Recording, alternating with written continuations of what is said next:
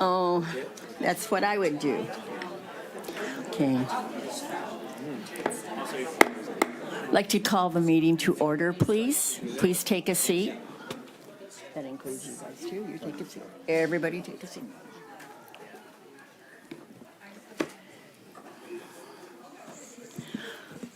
Thank you. We have the actions taken in closed session. Trustee Prendergast. Yeah, hold on just a second. It's okay. Okay, just getting ready for later. All right, so we have on a 6-0 vote, the board took action in closed session to accept the retirement of a full-time classified applications specialist 2 and to provide the separation agreement and general release is executed by the classified employee and district and has authorized the chancellor or designee to take all steps necessary to effect the decision. On a 6-0 vote, the board took action in closed session to deny a student appeal of an administrative determination of unlawful discrimination. On a 6-0 vote, the board took action in closed session to deny an employee's appeal of an administrative determination related to unlawful discrimination, harassment, retaliation, and district's institutional code of ethics and conduct. That is all the actions in closed session. Thank you. We will now have the invocation from Trustee Jamal and the Pledge of Allegiance led by Trustee Milchiker. Okay. As we convene today, we do so with the recent events at the Washington Hilton heavy on our minds. We affirm today that political violence has no place in our society. This violence is a fundamental rejection of our own values. So we look to the First Amendment as our guide. In my view, the most important amendment, that it reminds us that our greatest strength lies in the right of the people to peaceably assemble and petition for change. It is a cornerstone of our democracy that we must guard with our actions as much as our words. We recognize that hate is a cycle that only begets further division, violence, and more hate. As we begin this meeting, let us resolve to lead by example this evening. And let's continue ensuring that our work serving this great district is marked by civility and handled with respect. Thank you. Please join me in the Pledge of Allegiance to our great country. I pledge allegiance to the flag of the United States of America and to the republic for which it stands, under God, indivisible, with liberty and justice for all. Thank you.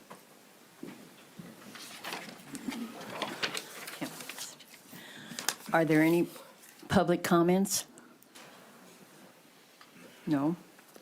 Okay, we will now have our oral reports, and everybody will remember the 2 minutes, I'm sure. Thank you. First of all, Trustee Milchiker. Okay. Let me put it, wait, I'm going to just put it on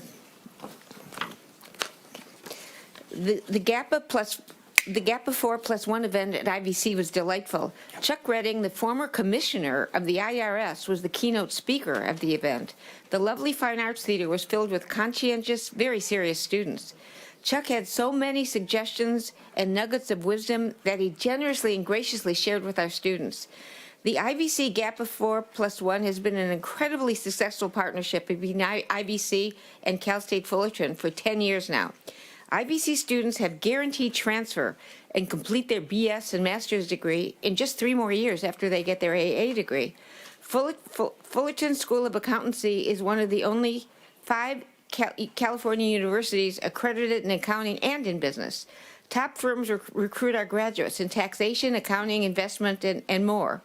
93% of the students in this program get paid internships at major accounting firms while they are at IVC, and 98% of these students receive full-time employment prior to graduating from Cal State.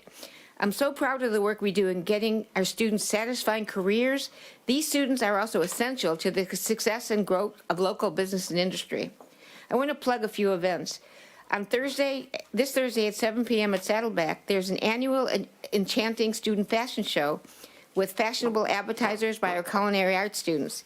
It's a favorite with my fashionista friends, and it's only $10 for the fashion show and the food.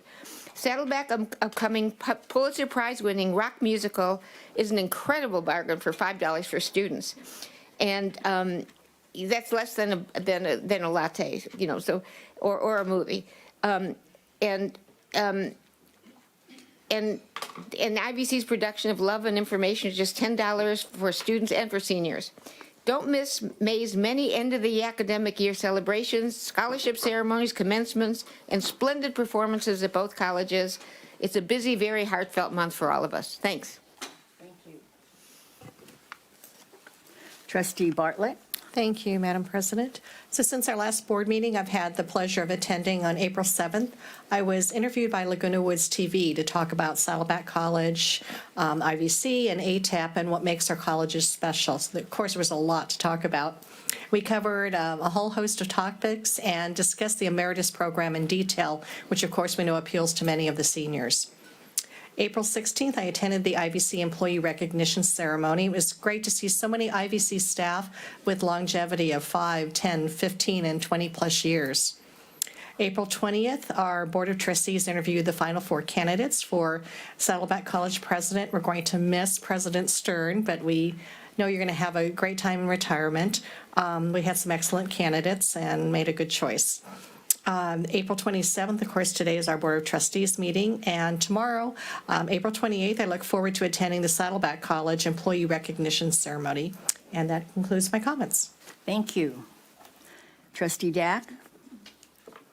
I'm going to keep it short. I just wanted to share that I went to the Irvine Valley College Puente program's end of semester celebration, and it's always great to see our students find community at Irvine Valley College and see where they're going to head off to when they're transferring into their 4 years. Always a great program to see.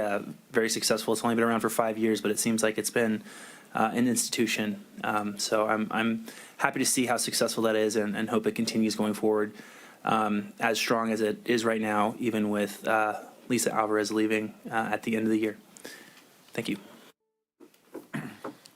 Trustee Prendergast? Yes. As Trustee Bartlett said, the final interviews for selection of president was very informative and very difficult decision for the chancellor, but we think that ultimately she made the right choice, and we support that wholeheartedly. On April 11th, I was able to attend the Estrella Awards, the Orange County Hispanic Chamber of Commerce event, and Marcia, I felt your pain. They introduced elected officials from all walks of life, including other community college trustees, and a guy from the water board, but they didn't introduce me. It was very. It's like, wait, what just happened? So, again, other than that, it was a very, very, very good event, and I enjoy going to those every time. Trustee Jamal? Thank you. What does that say about the water board, though? All right. So I'll make it a third time. I want to congratulate Dr. Lonita Cordova on being named the next president of Saddleback College. We look forward to welcoming her on the campus in the next few months. And I also want to thank the administration and Chancellor Barnes in particular. We instituted a process a few years ago that allowed for the Board of Trustees, to interview the presidential candidates of Irvine Valley College and Saddleback College.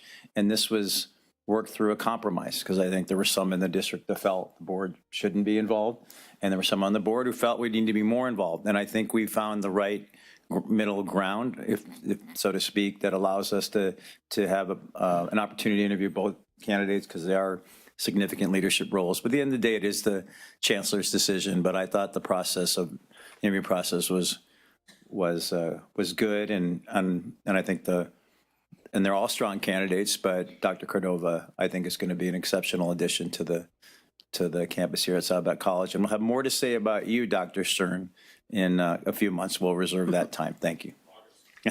August. He's counting. Trustee Rydell? Good evening, everyone. I just want to dovetail what Trustee Jamal had to share. And I have served on a committee as such, and I want to tell you, it's amazing the amount of work that goes into it. And I heartedly want to thank all those who worked on this team. It is very stressful, but all of you did a magnificent job. But now, real quick, I want to share, we received some, how should I say, notepads, et cetera, when we go to different, well, I can't speak tonight, when we go to different conferences. And what got me is the last conference I went to, and that was in October. And it had to do with the ACCT, the Association of Community College Trustees. And one table had some labels, and I left them out on the front table here. And I was taken back by them because these labels have to say, and you can wear them, community college can do it. Or it says, ask me about community colleges, how they change lives. Or it says, community colleges, our region's superpower. Or it says, community college need you. And I was really taken back by this, and I thought, how many people really take these and wear them? Well, I'm going to go to a conference soon, and I'm wearing it. And if I find my second one, I'll wear it over here. So I just want to share with you that we are really important. Just walking past that table, I could feel the energy, I could feel everything just from those labels that were there. Can you put one up? Is that one in front of you? Yeah, and they're big. I like it. Yes, you said can do it. So take them home, and when you go to a conference, and should I see you there, I hope you're wearing it. Thank you very much. Thank you. Calling on myself. I went to all of these things, almost all of them, that the people, and I totally agree with the presidents and everything. But I want to pinpoint two things. One, it was my pleasure to accept the proclamation from Laguna Woods City Council. I had been there once before with a book I had written, and I couldn't believe how complete they were and how interested they were and so forth, and that was really nice. So it was fun to go back, and some of the people were the same ones. But this was, what was really neat about it is that all five talked, but they didn't say the same thing. They all had a different thing where you know, they love the Emeritus program or what it's done for them, or, you know, all of that sort of thing. And they even had a couple of suggestions. And I think that's good, too, because when they say we need to contact the community more, not contact, but be there, listen to them, share ideas, it was really like that. And then the other one was the one that Trustee Dack and I went to, along with Chancellor and President, and that was appointee. I had not been to that before, and I could not believe how much I liked it. Mm-hmm. As the Chancellor said in an email, we were talking about how good it was, and she said it's so wonderful to see success. And that's what we were seeing, you know, from the cohort of the first year, and they finished their fifth year now, and it's wonderful. It was a large room, and it was full. I mean, seems to be a very successful program. And then they had, we'll have to show you some pictures, put it up or something. There were lots of flowers, but at the end, I don't know if it was everybody, but a whole bunch of students walked up and gave her, Lisa Alvarez, I'm going to quit, a rose. And she had a bouquet of roses that was like that. She had to set them down. It was wonderful. Thank you. And now we'll go to our student trustee, Blake Leonard. Good evening, ladies and gentlemen of the board. As some of you may know, this is my last meeting for the year. So first and foremost, I'd like to thank my Lord and Savior, Jesus Christ. Without him, I am nothing. And then I would like to give thanks to the people that supported me. To Colin Williams, thank you for being like my veterans counselor and pushing me to pursue this role. I really appreciate you and everything that you have done for me and all the veterans down there. Thank you to my fellow veteran students that also showed up tonight. You guys make it really easy to brag about, and I'm really proud of the work you guys do. To my fellow board members, thank you so much for mentoring me and teaching me so much about leadership. I'm not one to get too sappy, so thank you for everyone that has helped me, and I really appreciated it, and you guys are in good hands with the next one that's coming in. Thank you. Thank you. Just a second. Associated Student Government Reports. Noah Aguilar, Saddleback. Hello, my wonderful board. So great to see you all again. It is so crazy that the semester is literally 3 weeks away from being over. It feels like we just started in fall. To begin my report, I wanted to start off by mentioning our awesome mock Menhendi wedding that ASG hosted last week on April 24th. We ended up drawing over 150 participants on a Friday night from Saddleback and IVC. It was a wonderful collaboration event. We drew students from both campuses, and it kind of helped students de-stress before finals are coming up. In addition to this, ASG is wrapping up our transition of power, where our student leaders elected for next year will be trained and prepared to step into their roles for the next academic year. Lastly, I would like to mention, because I know Saddleback is going to be under new leadership next year, a little appreciation message for President Stern. President Stern has been a tremendous mentor for myself and helped me navigate so many difficult scenarios I've faced in my first term as ASG president, even in my personal life. I look forward to the amazing things that Dr. Cordova will bring. I can't wait to meet her. But I will always have an amazing appreciation for everything President Stern has done for our college. That is all for my report. Thank you. Thank you.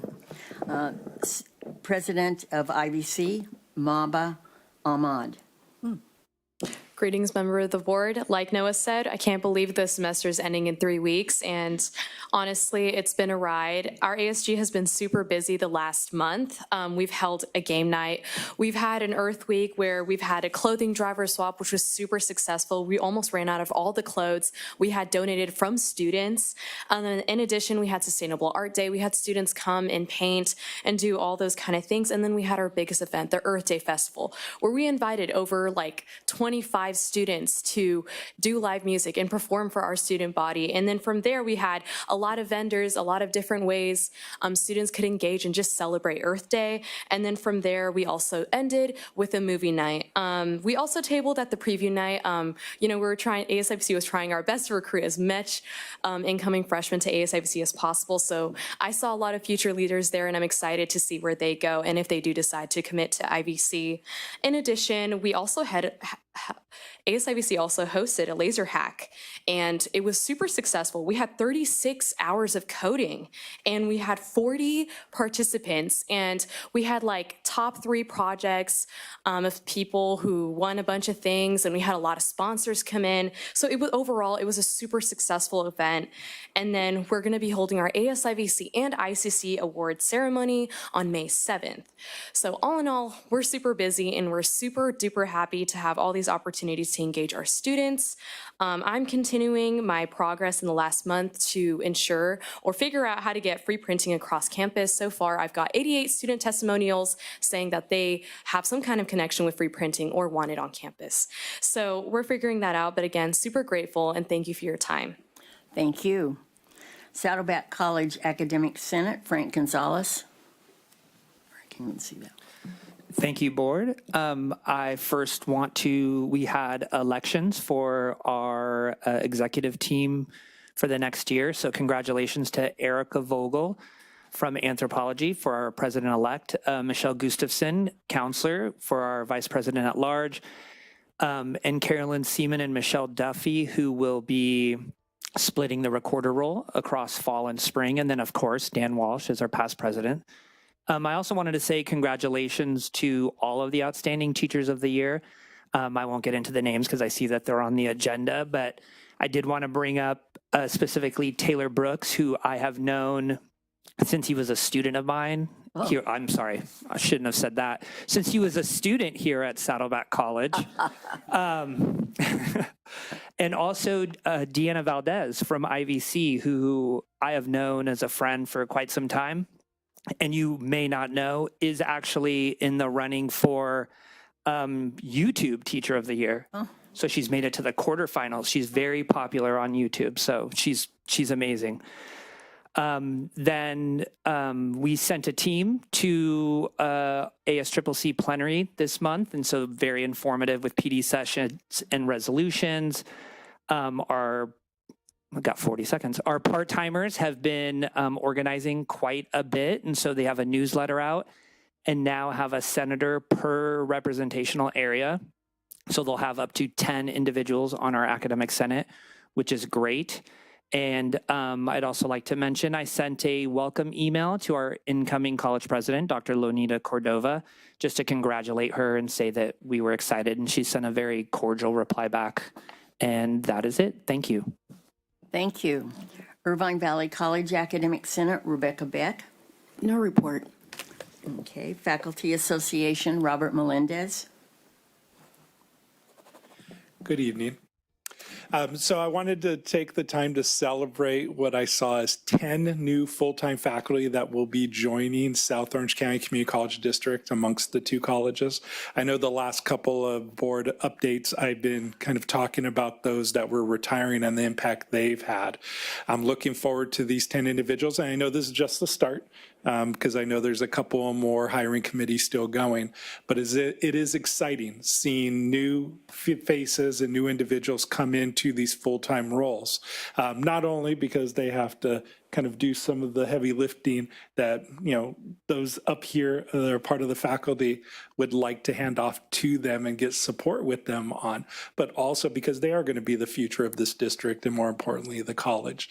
And that impact that they have on students should not go unseen. And I know it doesn't.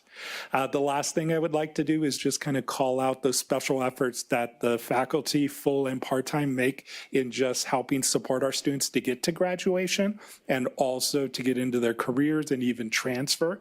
We know that they do a lot inside of the classroom, but they also do a lot outside of the classroom too. Everything from the mentorships to the kind of one-on-one conversations to even helping with letters of recommendation that come in fast and furious towards the spring semester. Not only for transfer, but also because they're trying to get jobs and secure positions there too. So thank you to all the faculty that do that, and welcome to the new faculty coming in. Thank you. Thank you. Irvine Valley College Classified Senate, Haley King. No, Yeah, it's me, Zoraida. sorry. It's okay. Good evening, Board of Trustees and Chancellor Barnes. This month of April reflected the Classified Senate's continued commitment to recognize excellence and advancing professional development opportunities for classified professionals across campus. This month, Irvine Valley College proudly hosted its annual employee recognition ceremony celebrating the years of service and contributions of our employees. This event serves as an important reminder of the dedication and institutional knowledge that classified staff bring to our campus community. We extend special recognition to Beth Sanchez for an extraordinary 30 years of service to Irvine Valley College. Her longstanding commitment reflects a legacy of service and impact that has helped shape the institution. We also congratulate Desiree Ortiz, who was honored as IVC's Classified Professional of the Year. In addition, we recognize Brianna Bell as this year's Classified Caring Campus Ambassador. This recognition highlights her commitment to fostering a welcoming, student-centered environment and advancing the principles of the Caring Campus Initiative. Last week, the Classified Senate supported the workshop Communicating Effectively in the Workplace, a valuable professional development opportunity focused on enhancing communication skills across roles and departments. This workshop was thoughtfully coordinated by Dr. Sylvia Torres Mendoza and Anthony Ercorlamento, whose efforts ensure a meaningful and engaging experience for participants. This session was led by Grantswell, providing participants with practical tools to build stronger professional relationships, navigate conflict with confidence, communicate with clarity and purpose. Attendees reported high levels of engagement and left with tangible tools and refined skills designed to improve their daily interactions and collaborative efforts across campus. April has been a meaningful month of recognition and growth, from honoring the longstanding service and achievements of our classified professionals to invest in their continued development. The Classified Center remains committed to uplifting and supporting those who are essential to the success of IVC. Thank you very much. Saddleback College Classified Senate, Georgina Martinez. Oh, good evening. As usual with this time of the year, many Saddleback students have received or are eagerly awaiting the decision from transfer institutions.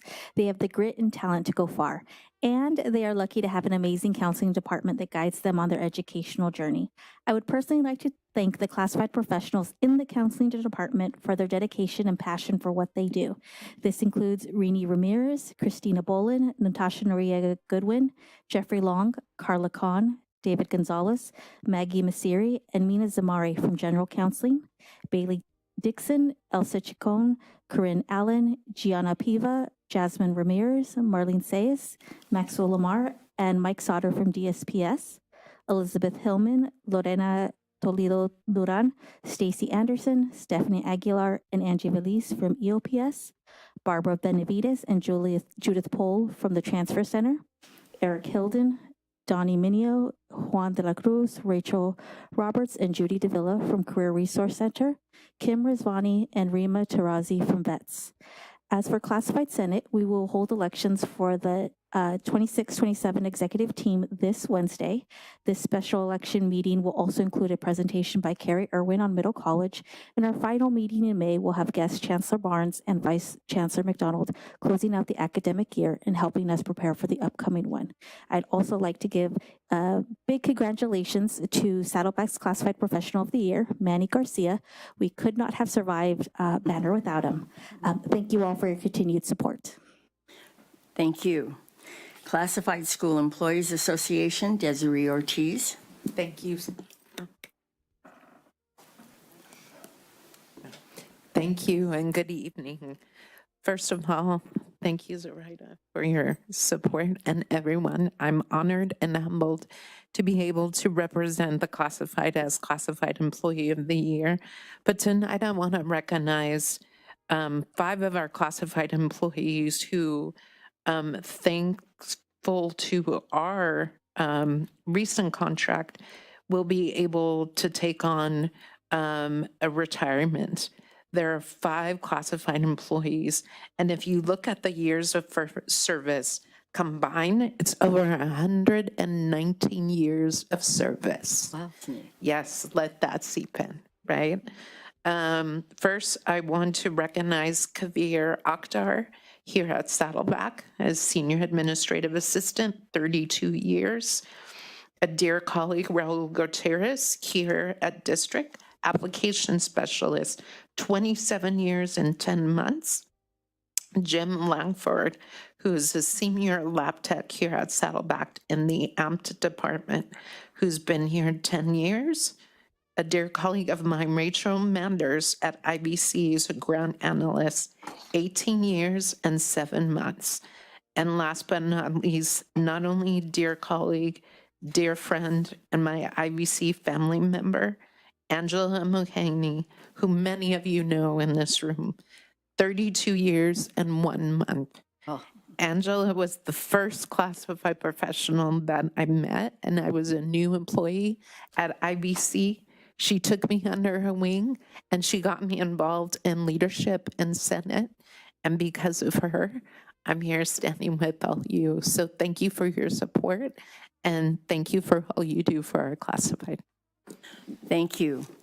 Police Officers Association, Officer Christensen. No report. Okay, thank you. That brings us to number 5, a public hearing. We are now at Board Agenda 5.1, SOCCCD, public hearing to enter into a grant of easement with Southern California Edison Company for Advantech Cooperation North American Campus at the Advanced Technology and Education ATEP. Before we have the public hearing, Vice Chancellor Anne Marie Gable will provide an introduction. Thank you, President Inman. The agenda item allows the public to provide the board with comments and input before the board considers approval of granting an easement with Southern California Edison Company for utility purposes for traffic signals at Advantech Corporation's North American campus at ATEP. If you have any questions throughout this public hearing process this evening, both Madhani Ephraim and I are here to assist. Okay, board item 5.1, public hearing on the matter at hand is now open. Comments are not to exceed 5 minutes. Does the board have any questions any questions of staff to assist with their understanding of this matter? Okay. The public hearing is now closed.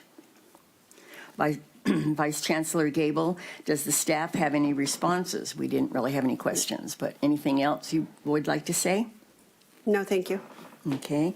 Is there any further discussion on this matter by the board trustees? 5.1 is concluded.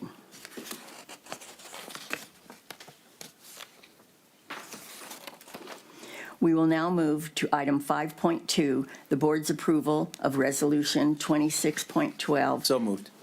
Okay, thank you. I'm sorry, the second? Trustee Rydell. It's been moved by trustee Jamal and seconded by trustee Rydell. Is there any other discussion? Okay, let's vote, please.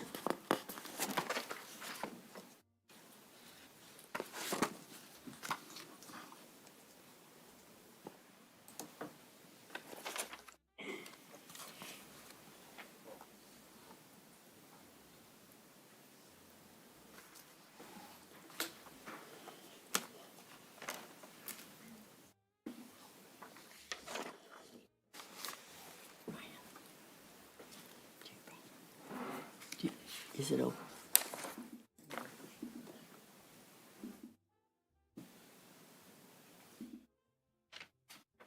Thank you.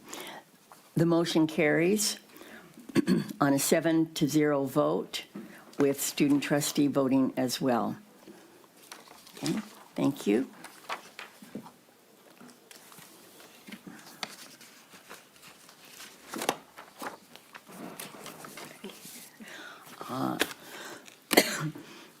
Trustee Clerk Prendergast is going to tell us about a lot of resolutions. All right, here we go.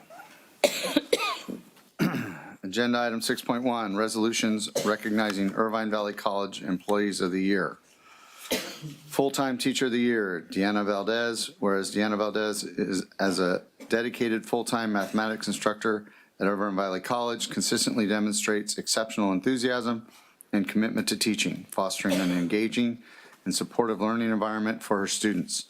Therefore, be it resolved that the Board of Trustees and the Chancellor of the South Orange County Community College District do hereby commend and congratulate Deanna Valdez for her exemplary contributions as the 2026 Outstanding Full-Time Teacher of the Year at Irvine Valley College and honor her service as this year's commencement keynote speaker. Part-time Teacher of the Year, Marco Randazzo, whereas Marco Randazzo, as an adjunct professor in the Irvine Valley College English Department, consistently demonstrates exceptional passion, dedication, and skill in teaching, fostering a welcoming, engaging, and supportive learning environment for his students. Therefore, be it resolved that the Board of Education and the Chancellor of the South Orange County Community College District do hereby commend and congratulate Marco Randazzo for his exemplary contributions as the part-time Teacher of the Year at Irvine Valley College. Emeritus Teacher of the Year, Mary Galino. Whereas Mary Galino, as a dedicated faculty member in the Emeritus program, consistently demonstrates exceptional passion and commitment to the visual arts, fostering an engaging, supportive, and inspiring environment for her students. Therefore, be it resolved that the Board of Trustees and the Chancellor of the South Orange County Community College District do hereby commend and congratulate Mary Galino for her exemplary contributions as the 2026 Emeritus Teacher of the Year at Irvine Valley College. Classified Professional of the Year, Desiree Ortiz. Whereas Desiree Ortiz is a dedicated classified professional at Irvine Valley College with more than 21 years of service across the South Orange County Community College District, contributing to 5 departments, including 17 years in the financial aid, and her current role in police services, where she continues to champion student success, equity, and culture of care. Therefore, be it resolved that the Board of Trustees and the Chancellor of the South Orange County Community College District, and somebody else. Oh, wait. Yeah, just one thing I just wanted to chime in and share. This is actually hot off the press.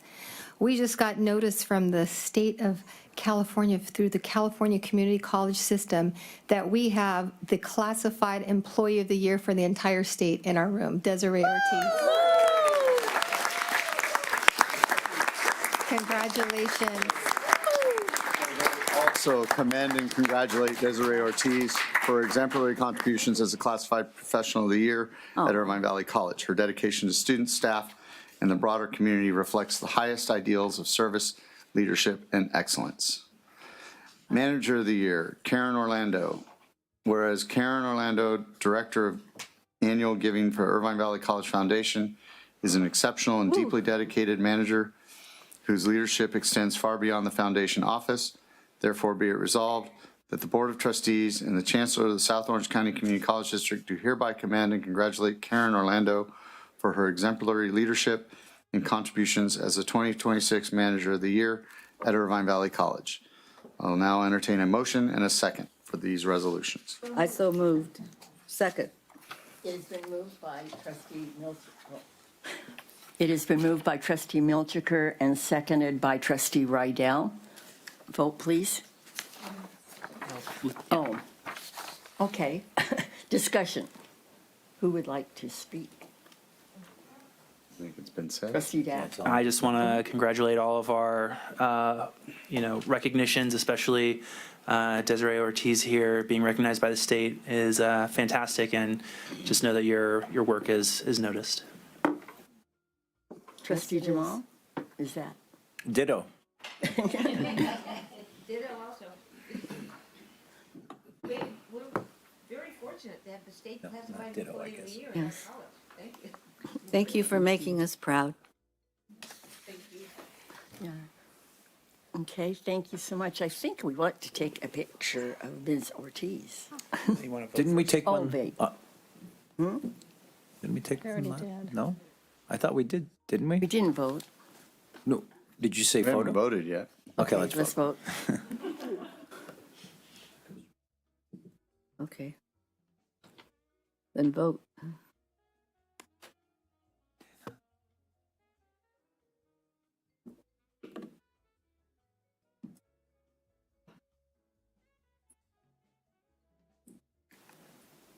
Anybody having problems?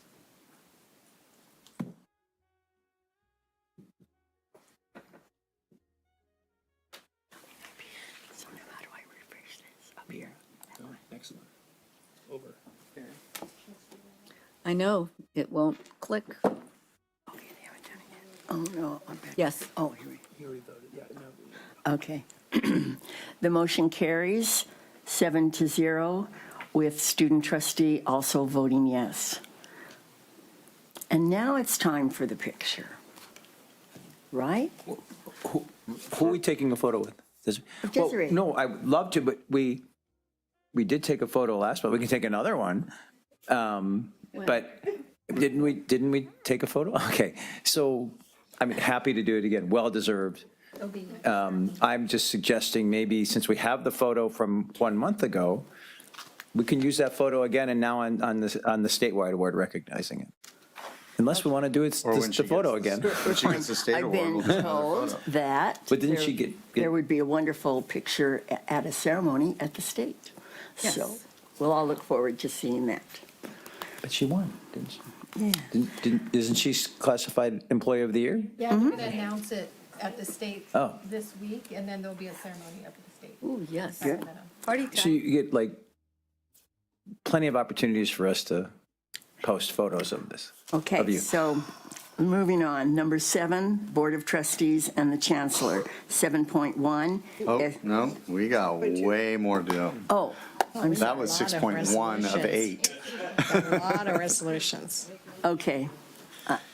Here we go. Agenda item 6.2, resolutions recognizing Saddleback College Employees of the Year. Full-time Teacher of the Year, Taylor Brooks, whereas Professor Taylor Brooks has been named the 2026 Saddleback College Full-Time Faculty of the Year in recognition of his dynamic instruction, dedicated mentorship, and lasting impact to students' lives. Therefore, be it resolved that the Board of Trustees of the South Orange County Community College District does hereby congratulate and commend Professor Taylor Brooks on being named the 2026 Saddleback College Full-Time Faculty of the Year and extends its sincere appreciation for his exemplary service, dedication, and enduring impact on the student body. Part-time Teacher of the Year, Fariba Balourde, whereas Dr. Fariba Balourde has been named the 2026 Saddleback College Associate Faculty of the Year in recognition of her outstanding commitment to student learning, mentorship, and community-centered education.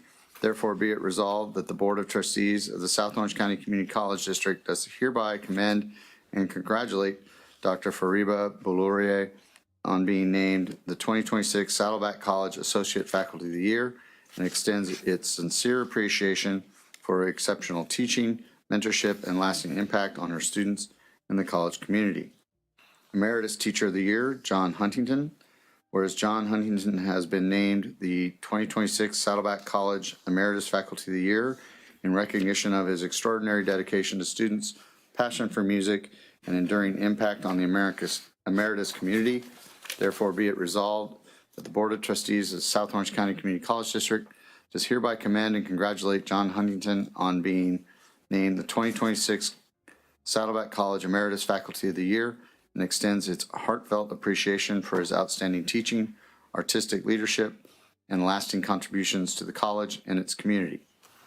Classified Professional of the Year, Manny Garcia. Manny Garcia, Scheduling and Enrollment Planning Analyst, has been named the 2026 Saddleback College Classified Employee of the Year in recognition of exceptional contributions, technical expertise, and unwavering commitment to students and institutional success. Therefore, be it resolved that the Board of Trustees of the South Orange County Community College District does hereby commend and congratulate Manny Garcia on being named the 2026 Saddleback College Classified Employee of the Year and extends its sincere appreciation for outstanding service, dedication, and impact on the college community. Manager of the Year, Christian Alvarado. Whereas Christian Alvarado, Dean of Enrollment Services, has been named the 2026 Saddleback College Manager of the Year in recognition of exceptional leadership, commitment to students, and steady guidance during a period of significant institutional transition. Therefore, be it resolved that the Board of Trustees of the South Orange County Community College District does hereby commend and congratulate Christian Alvarado on being named the 2026 Saddleback College Manager of the Year and extends its sincere appreciation for leadership, dedication, and service to the college community. I'll now entertain a motion and a second for the resolutions. Second. It has been moved by Trustee Milchiker and seconded by Trustee Bartlett. Is there any discussion? Okay, let's vote.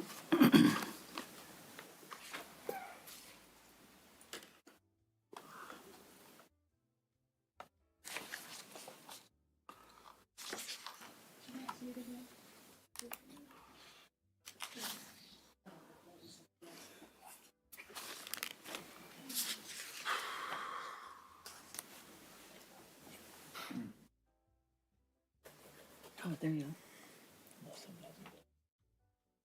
go. Oh, no, I did. The motion carries 7-0, with student trustee also voting yes.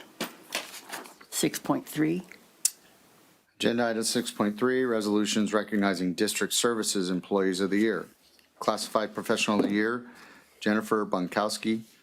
Whereas Jennifer Bunkowski serves as a senior administrative assistant in facilities planning for the South Orange County Community College District, where she is recognized for her exceptional professionalism, initiative, and commitment to excellence. Therefore, be it resolved that the Board of Trustees of the South Orange County Community College District hereby recognizes and honors Jennifer Bunkowski as the 2026 District Services Classified Employee of the Year. Classified Professional of the Year, Jay Bong. Jay Bong serves as the business analyst in information technology for the South Orange County Community College District, where he is recognized for his outstanding technical expertise, professionalism, and dedication to service. Therefore, be it resolved that the Board of Trustees of the South Orange County Community College District hereby recognizes and honors Jay Bong as the 2026 District Services Classified Employee of the Year. Manager of the Year, Chris Adrian.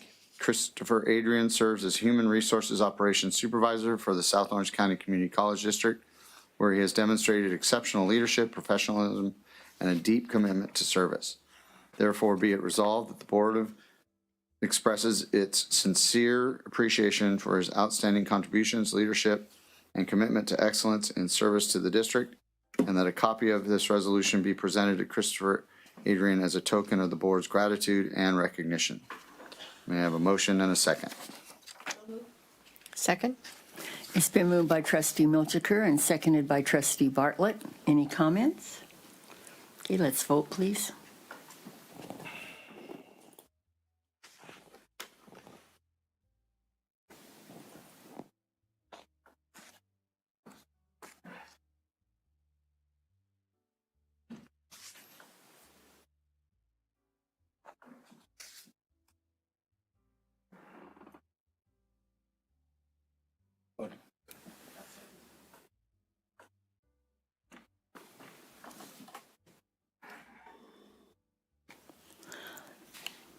The motion carries on a 7-0 vote, with student trustee voting yes as well.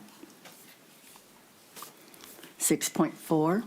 Resolution recognizing student trustee Blake Leonard. Whereas Blake Leonard served as the elected student trustee on the South Orange County Community College District Board of Trustees during the 2025-2026 academic year, representing approximately 60,000 students from Saddleback College and Irvine Valley College. Therefore, be it resolved that the Board of Trustees and the Chancellor of the South Orange County Community College District do hereby recognize the contributions of Blake Leonard during his term as student trustee. I'll entertain a motion and a second. Second? It has been moved by trustee Milchiker and seconded by trustee Bartlett. Any comments? I just want to say that this is the first time in all of the years I've been a trustee that we have a veteran as our student trustee, and it's been a wonderful, eye-opening experience because we really get to know our student trustee pretty well. So, and he's done a marvelous job and really introduced us to what the veterans, what the veteran experience is at Saddleback College, which I think is good. Do you have anything you want to say? If they want to go first, they can. Okay. So I just thank you so want much. to commend you We'll on miss you. attending so many conferences that we've had a lot of trustees that will go to the student conferences, but rarely come to the lobby days and the other conferences that you've attended. And we do appreciate that a great deal. Okay, we have a little something for you, Mr. Leonard. I'm not trying to be.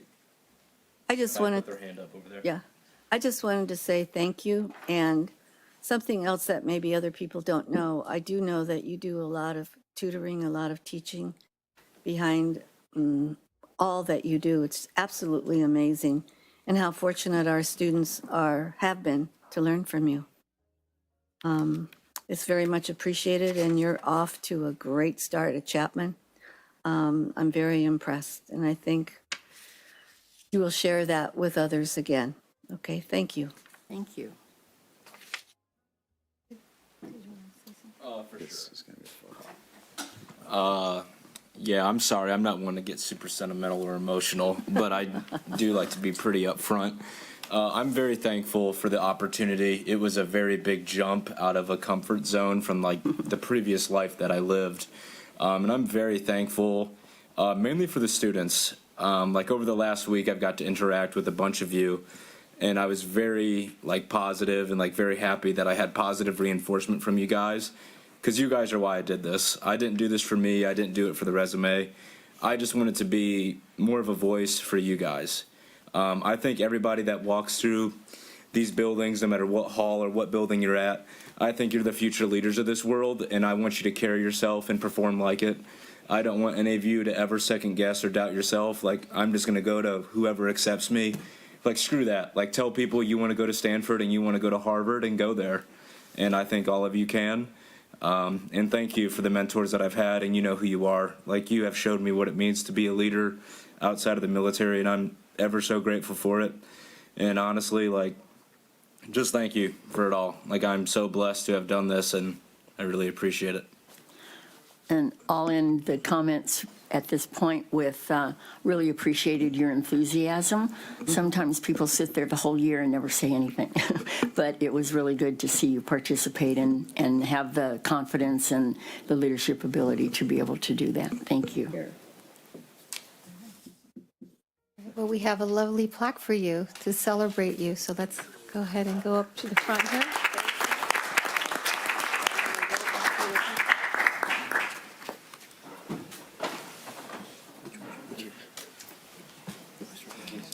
The one that's towards Carolyn. Oh, gosh. You get to be in the middle. Is that how this works now? I got it. Thank you. It's just decor.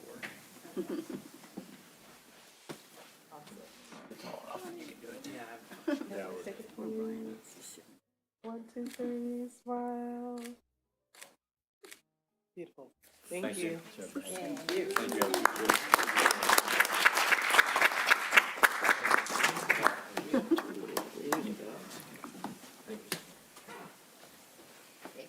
Yeah, of course.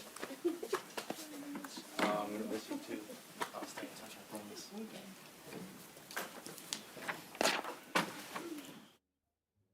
Okay, we All will right. go on to 6.5. Oh, yeah, we still have to vote. Or did we get a motion? We got a motion. You did that. Still have to vote.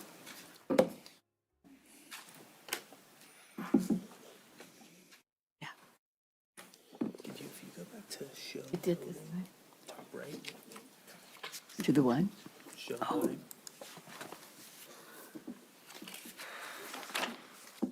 The motion carries 7-0.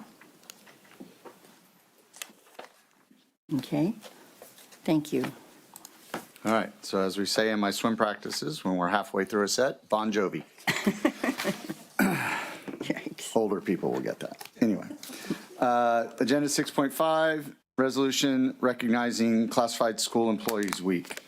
Whereas classified school professionals provide invaluable services, skills, and support to the students, faculty, administrators, and staff at the South Orange County Community College District, therefore be it resolved that the Board of Trustees and the Chancellor of the South Orange County Community College District do hereby recognize, honor, and appreciate the many contributions of classified professionals to quality education in California and in our district, and declare the week of May 17th through the 23rd, 2026, as Classified School Employee Week, celebrating the theme Trusted, Inclusive, United. We have a motion and a second, please. So moved. Second. It's been moved by Trustee Jamal and seconded by Trustee Rydell.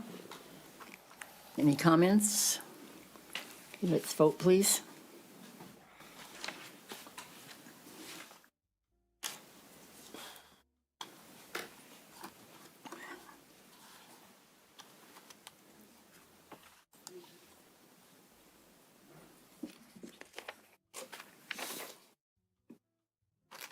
The motion carries on a 7-0 vote, with Trustee Leonard voting yes as well. Next. Agenda item 6.6, resolution recognizing Asian American and Pacific Islander Heritage Month. May is identified as Asian American and Pacific Islander Heritage Month, when the nation celebrates the diversity of cultures, breadth of achievement, and remarkable contributions of the AAPI communities, of brave immigrants who, motivated by the promise of possibilities, picked up their lives and found new homes in America, of Native peoples who stewarded lands since time immemorial, and of community leaders shaping a brighter future for us all.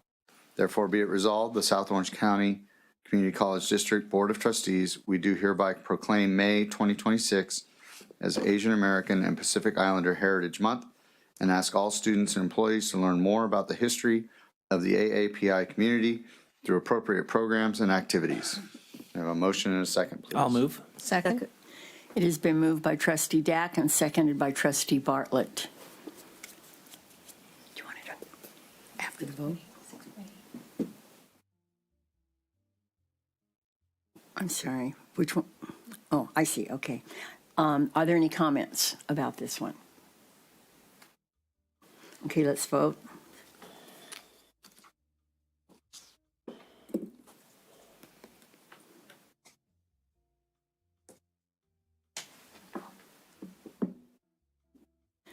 Motion carries on a 7-0 vote.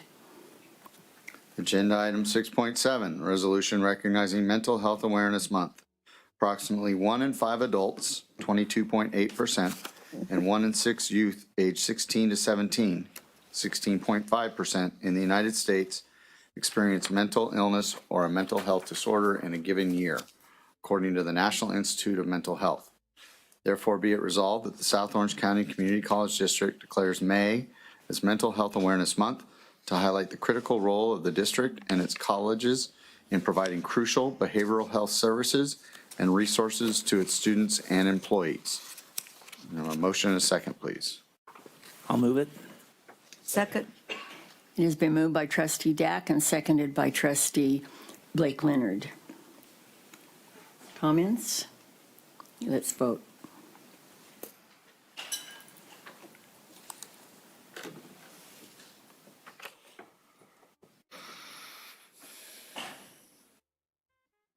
The motion carries on a 7-0 vote with trustee Leonard voting yes. Agenda item 6.8, a resolution recognizing March 31st as Farm Workers Day. Whereas the state of California recognizes March 31st as Farm Workers Day, honoring the essential contributions of farm workers who sustain the nation's food supply and agriculture economy. Therefore, be it resolved that the Board of Trustees of the South Orange County Community College District hereby recognizes March 31st as Farm Workers Day in California and honors the enduring contributions of farm workers to our state and nation. Motion and a second, please. Second. It's been moved by trustee Jamal and seconded by trustee Dack. Any comments? I just Yes. wanted to say one thing again. Obviously, we're very grateful for the contributions of our farm workers who don't always get the recognition that they deserve. But I also just want to kind of take a step back because this is a recent kind of, this day is a recent kind of establishment. So obviously, last month we celebrated Women's History Month, and this invites us to reflect on the strength of women who have used their voice, even when the cost is great. And across the nation, we have been witnessing women who are bravely telling long-buried stories and truths, choosing transparency to help protect and uplift future generations. Their courage underscores a broader truth. Progress is made when women are believed, supported, and empowered. So I'm just very proud to be part of a district that remains committed to fostering environments where I didn't know I was going to get emotional. That kind of truth-telling and safety are possible for everyone. Thank you. Thank you. Actually, so at the Australia Awards at our table and a table next to us, I was fortunate to meet some women whose mothers and grandmothers were a part of the movement and said they all knew, but the movement was greater.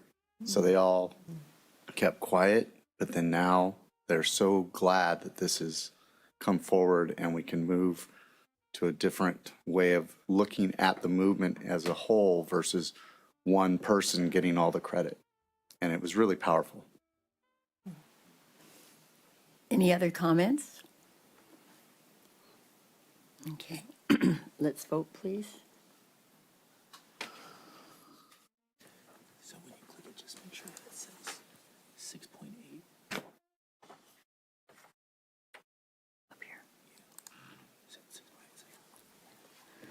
The motion carries on a 7-0 vote with student trustee also voting yes. Thank you. Is that all? He gets the record for how many. Okay, number 7, Board of Trustees, Chancellor. 7.1, Board Policy Revision for Approval. So moved. It was moved by Trustee Prendergast and seconded by Trustee Milchiker. Okay, I want to get him here. Okay, is there any discussion? Okay, are we ready to vote? I think so.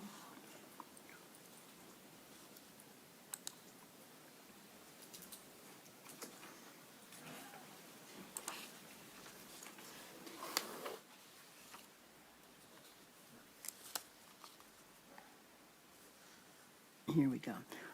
On a 6-0 vote, wait, is this right? Yeah. On a 6-0 vote, with one abstention, the motion carries. Okay, 7.2.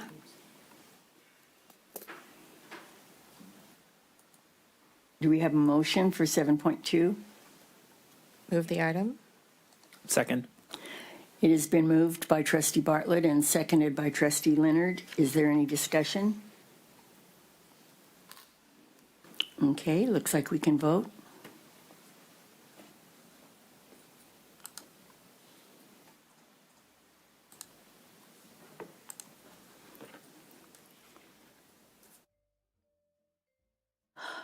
Okay, on a 7-0 vote with Trustee Leonard voting yes as well, the motion carries.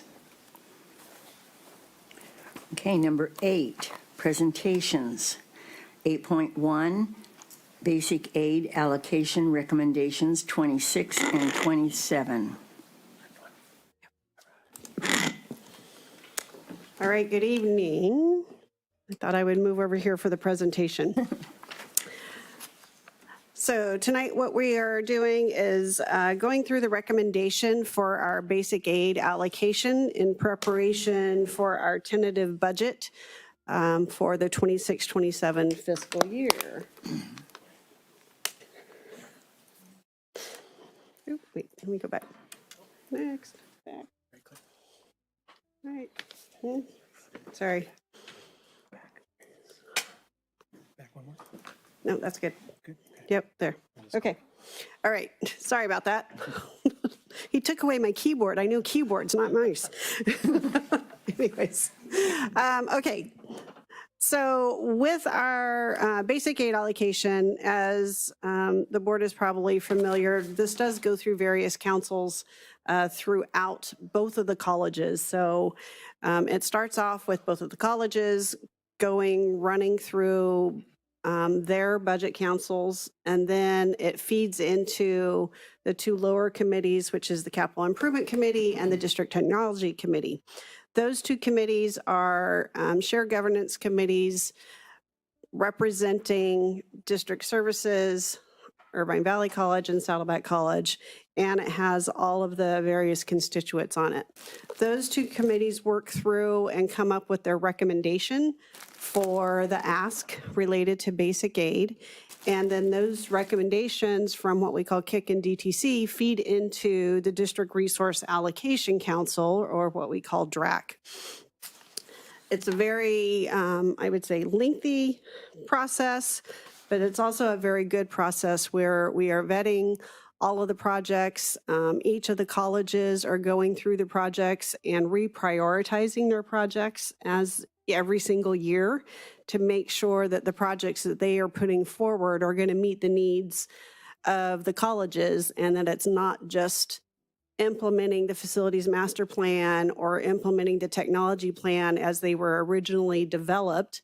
And in this case, it was from Inspire 2035, but it's going through and ensuring that it's flexible enough to change with the changing needs of the colleges. So I would say that that's the best part of our process, is that we are able to be flexible and adjust and move things around to best meet the college's recommendations at any given time. So with that, when it gets to DRAC, the first thing that we're looking at is how much funding do we have available, and that comes from DRAC. Based upon our estimates at this point in time, we do have $131 million that's going to be available for basic aid. And then the first aspect of that, what we fund first, is the long-term debt that we have. And so I'll kind of skip here. Here we go. So here's the kind of breakdown of the long-term obligations that will be funded. We have our pension rate stabilization, which is the largest piece. That's $20 million.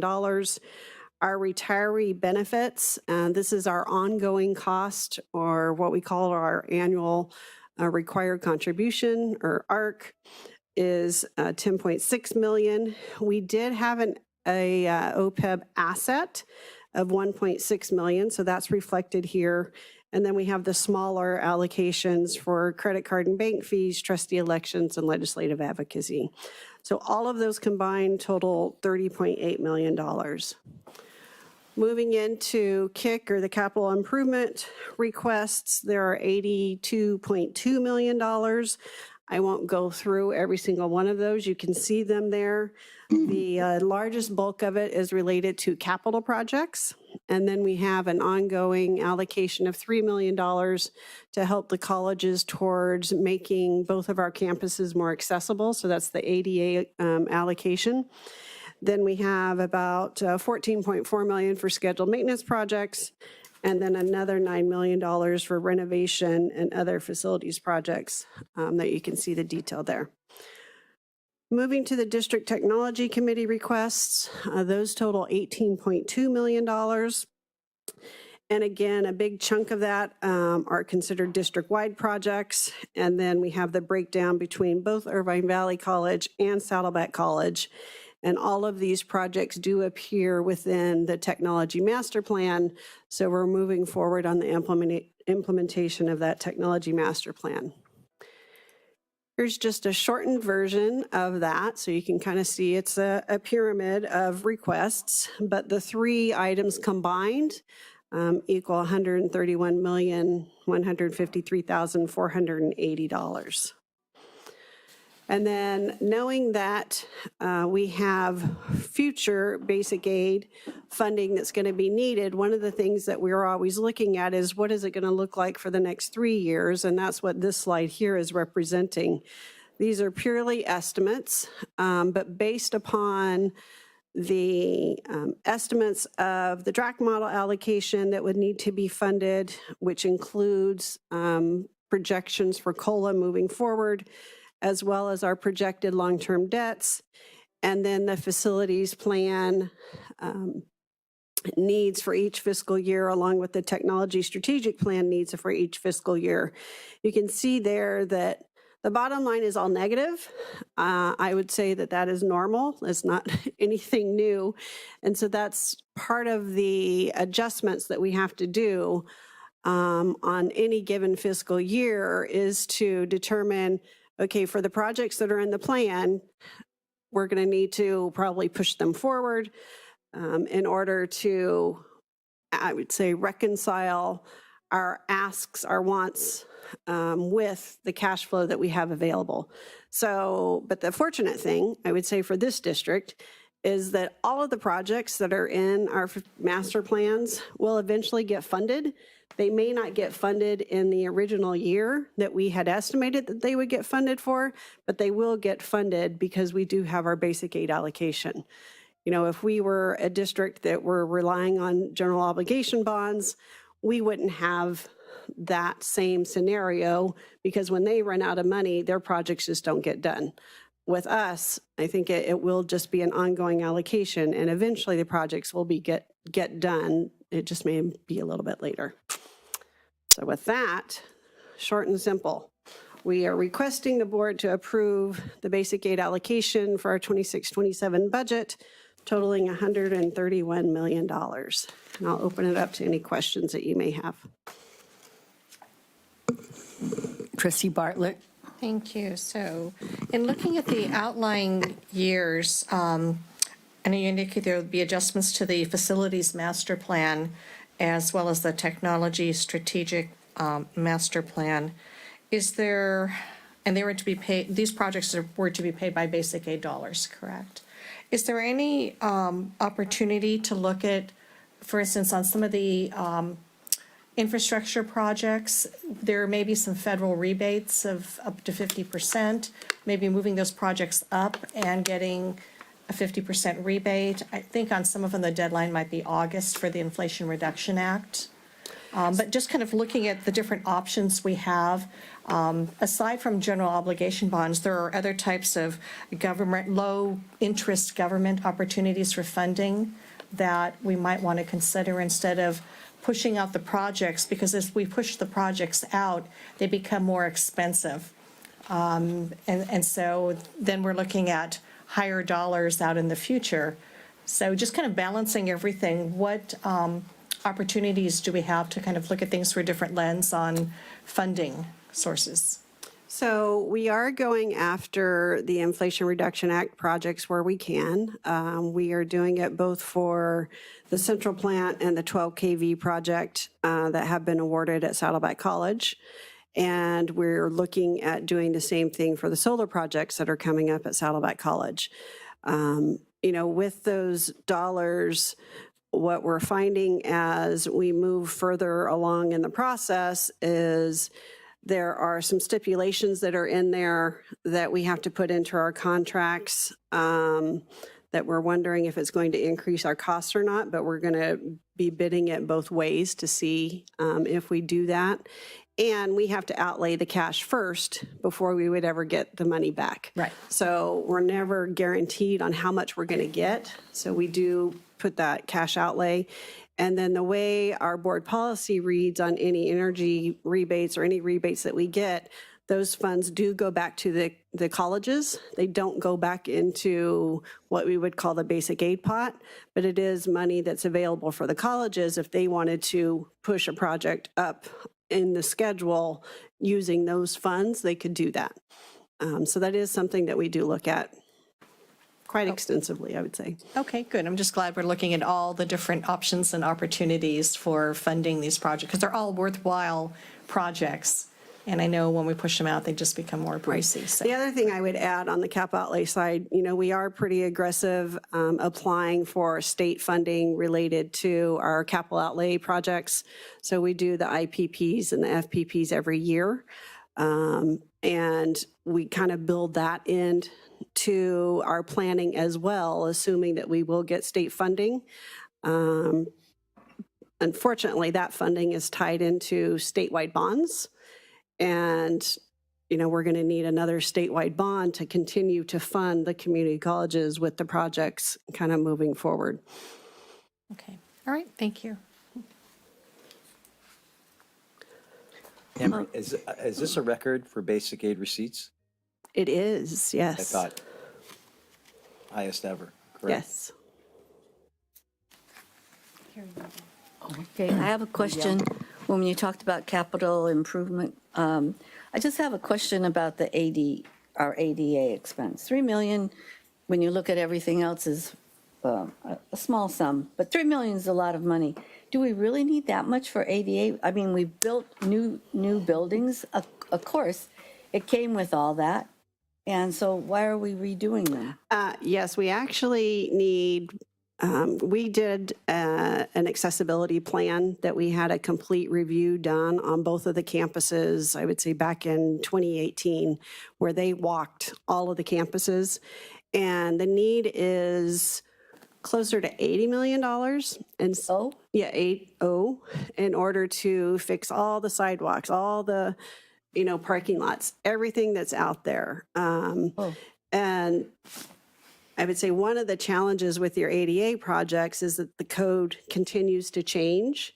So you may resolve it under one code, but then 4 or 5 years later, the code has changed and now what you fixed is no longer in compliance. So it's a constant upkeep that we do.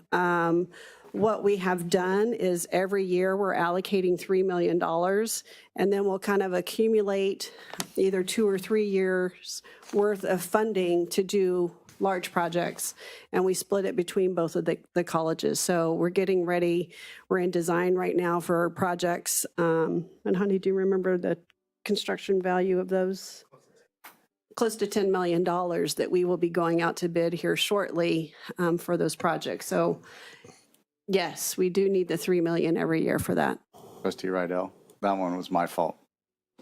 When I was trying to get around campus on my scooter when I had my torn Achilles, I brought it to the attention Thank you. that it was not easy.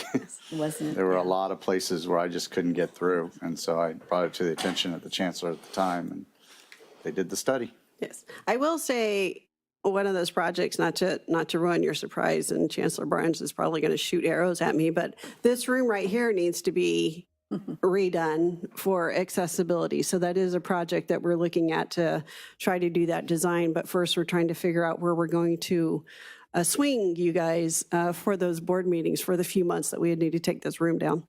Somewhere near Tustin. Pardon? Yeah, let's do it at ATEP. That's a good idea. Going to IBC? You guys Okay, can what drive. problems did you have in here?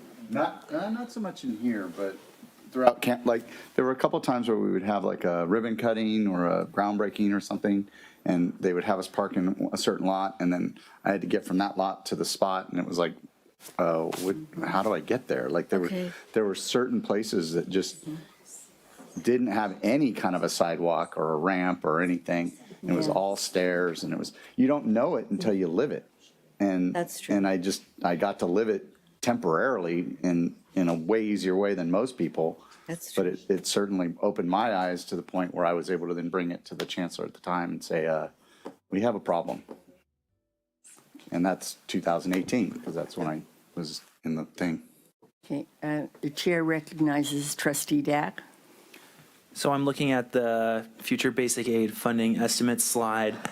Is this, are the increases in total revenue just expectations on housing market, or does that also consider developments that are planned within our college district for property tax reasons? That is I would say, a conservative estimate on the total revenue where we've built in a 4% increase in property taxes each year.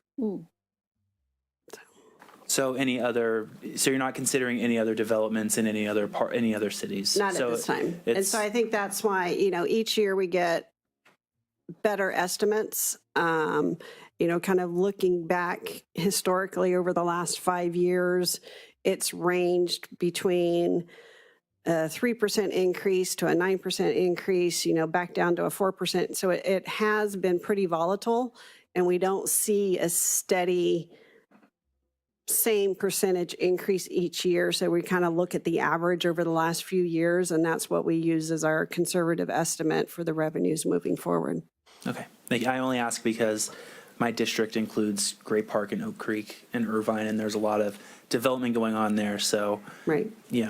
Obviously that's going to bring in a lot of property taxes. More property taxes. More cars.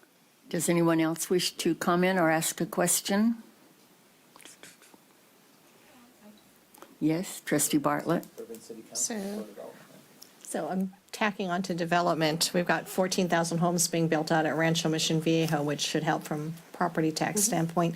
But is it possible to get any, I know that the county has some information, and they do some estimating. I don't know, they have some sort of algorithm or program they use either through the county assessor's office or treasurer or tax collector relative to property taxes, property values, and assessments. I wonder if we might be able to get a hold of some of that information. For future years moving forward? Yeah, because they always want to know at the county, what are we getting into the county? And we want to know here, what are we getting in over here, to the district? Yeah, that's something we can look into. Okay, great, thanks. Any other comments or questions? Okay. Did we get a motion yet? I don't think so. I'll move the item. Second? Been moved by Trustee Dack and seconded by Trustee Bartlett. Let's vote, please.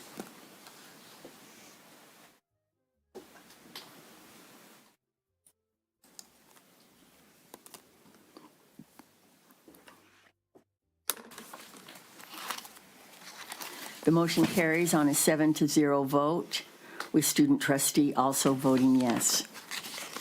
Thank you. 8.2, approval of Inspired 2035 Facilities Master Plan changes and updates. Yeah, so I'm happy to report that Executive Director Manhani Ephraim will be doing this presentation. I think you answered all the questions, Anne Marie. But thank you, Anne Marie, and thanks for having me here on our annual report we do to the board and the public. I come to the board meeting once every month, and I honestly look forward to this one to be able to present all the progress we've been doing the district. Don't jinx it. So these are the number of projects we have ongoing in various stages of the projects. I won't go through this list. We'll go through the slides. Completed projects, I have 2 slides for you all. At IVC, we have the library renovation phase 2, which did the interior and added a nice cafe patio, which turned out really nice and gets used pretty well right now. IVC pack scene storage shop is also complete as well. That addresses the storage issues for pack. EV chargers, lot 5 and 8 at IVC. Once again, we talked about funding, trying to go after funding. This was mostly funded by Edison through a grant where they did mostly the infrastructure work, and we just purchased the chargers themselves. So that was that's 101 chargers we added at IVC, and it gets used a lot, I think. Level 2 chargers. Lighting upgrade at IVC as well. There was a few buildings that got updated as well. New roof HVAC replacements. I think the library was one of them as well for this one that got completed. Numerous water heaters around the campus as part of their scheduled maintenance projects. A major project IVC is going through, in fact, Anna's here. This was from IVC, where the college went through a major upgrade of all their electrical equipment. We'll talk about Saddleback. They're doing the same thing in a few. But this was critical considering all the new buildings we have on campus to be able to update all the transformers and switches at IVC. Saddleback Quad, you all have seen it. That project was complete recently. It's a great addition to the college. I think my window faces the quad, and all the events that have occurred, I look at it and say, wow, it's actually being used for what it was intended. So that project was very successful. Numerous buildings at Saddleback, fire alarm control panels were updated. The College Center Cafe, that was opened as well. And then last August, the Saddleback at ATEP project was complete. So that was a big milestone for all these projects for the district. Projects under construction, the solar canopy project phase 2. This is our first of multiple phases that we have going for solar at Saddleback. This is the first large solar project for us here at Saddleback. I will say there was a lot of lessons learned, to say the least. In dealing with in particular, the utility that we're applying to all of our energy and infrastructure projects right now. We are almost complete with this, and we're doing the final tie-in and connections to turn the system on. It is almost complete. This project would also have additional charging stations. So as we grow through all these solar projects, we're adding charging stations. Good.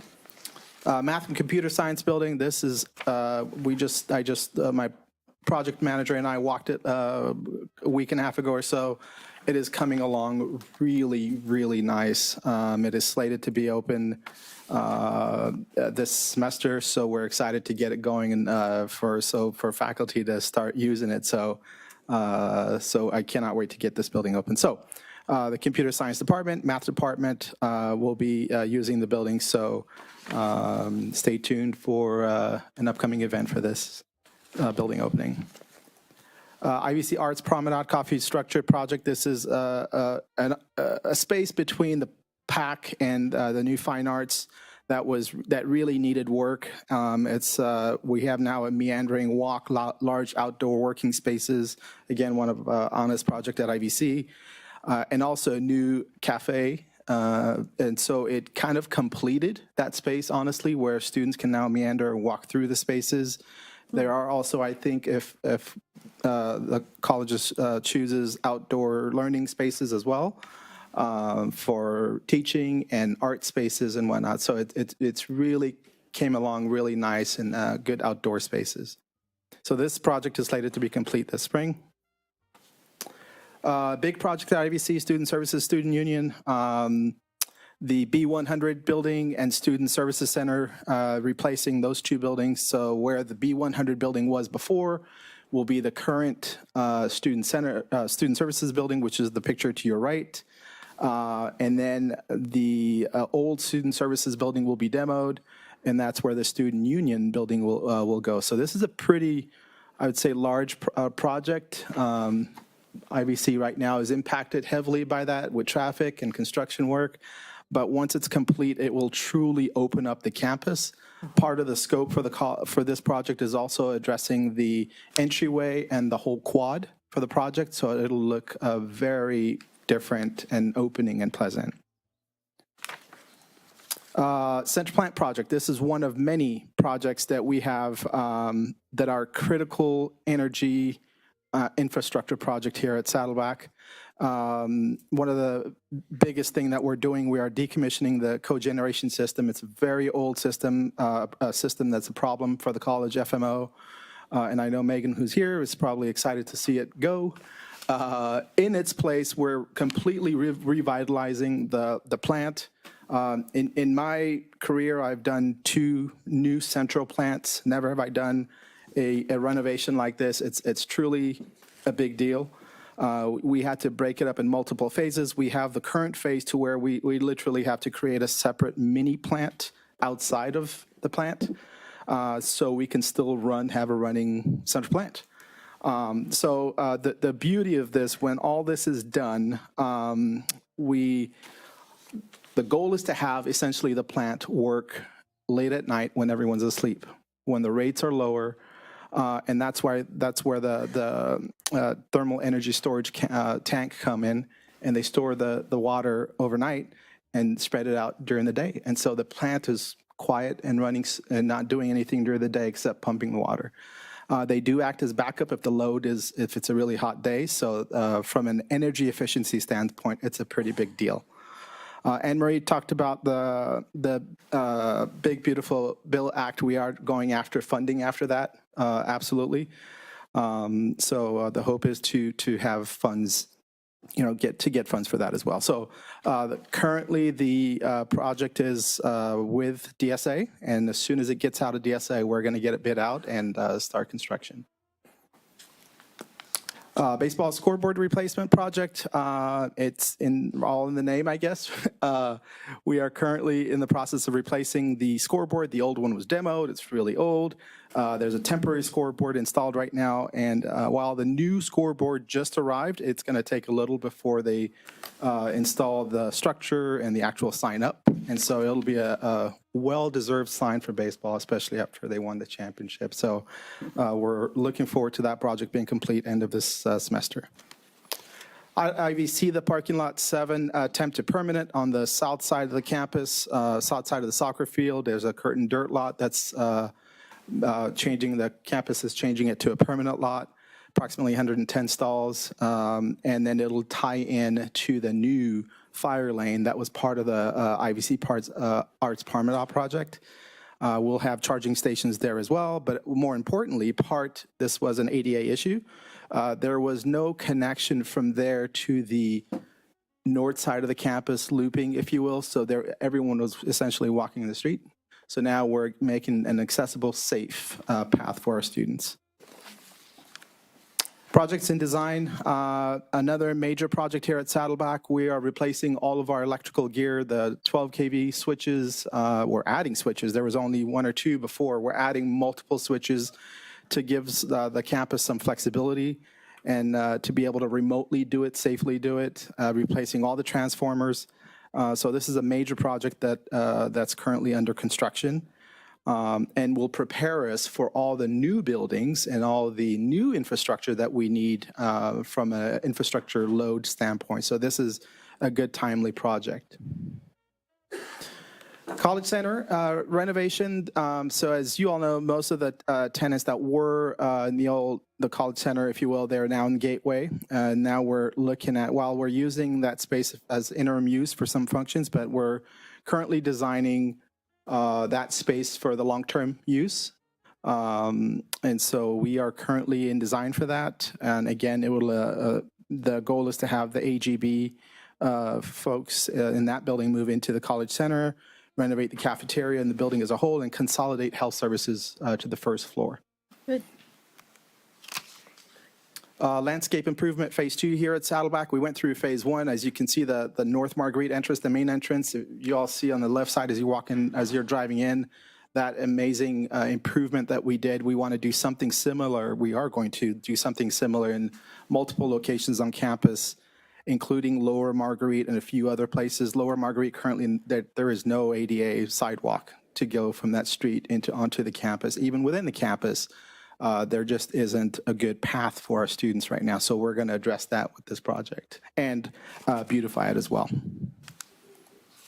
Solar canopy. So this is additional solar canopy that we are doing. Phase 1, I mentioned. Phase 2, 3, and 4 are the next phases of the projects that we're working on. Phase 2 just got approved by DSA and actually already out to bid, and we're expecting the bids tomorrow.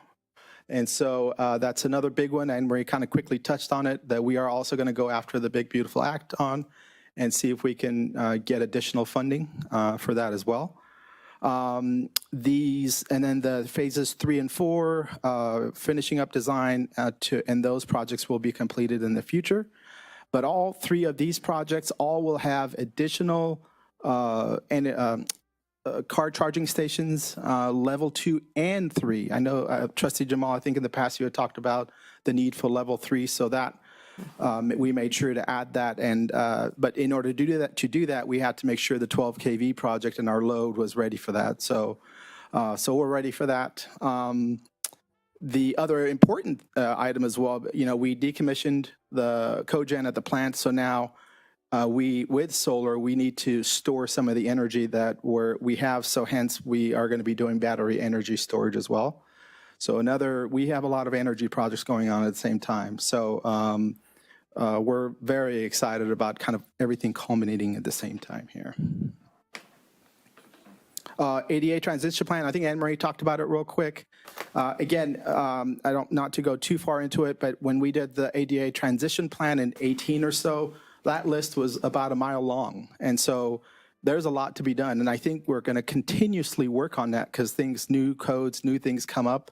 And so I'm glad we have that. I think it keeps everything in compliance, and we're showing people that we're doing something. So I think that's a critical part of our construction, I think, that we need to kind of always keep in there and manage. So we're currently in design for phase 2 in multiple locations on campus, both campuses, to address a few things that we have ADA-wise.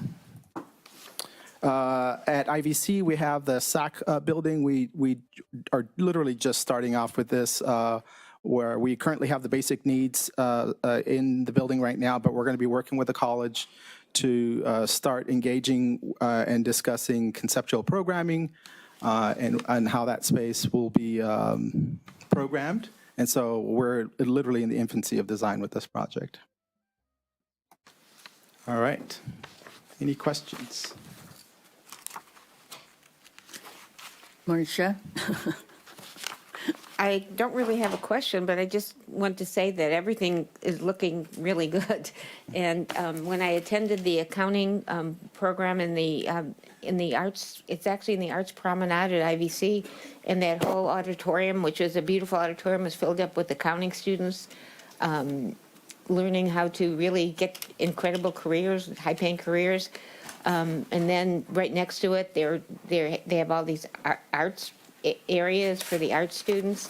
And as I walked around, I walked by the beach volleyball games that were being played, and the various sports and arts and academic programs seems to be really make a lot of sense. So I really commend you for that good planning. And it's really good that we're having electrical stations for cars, because that's coming up a lot more. But the price of gas, more people are getting electric cars.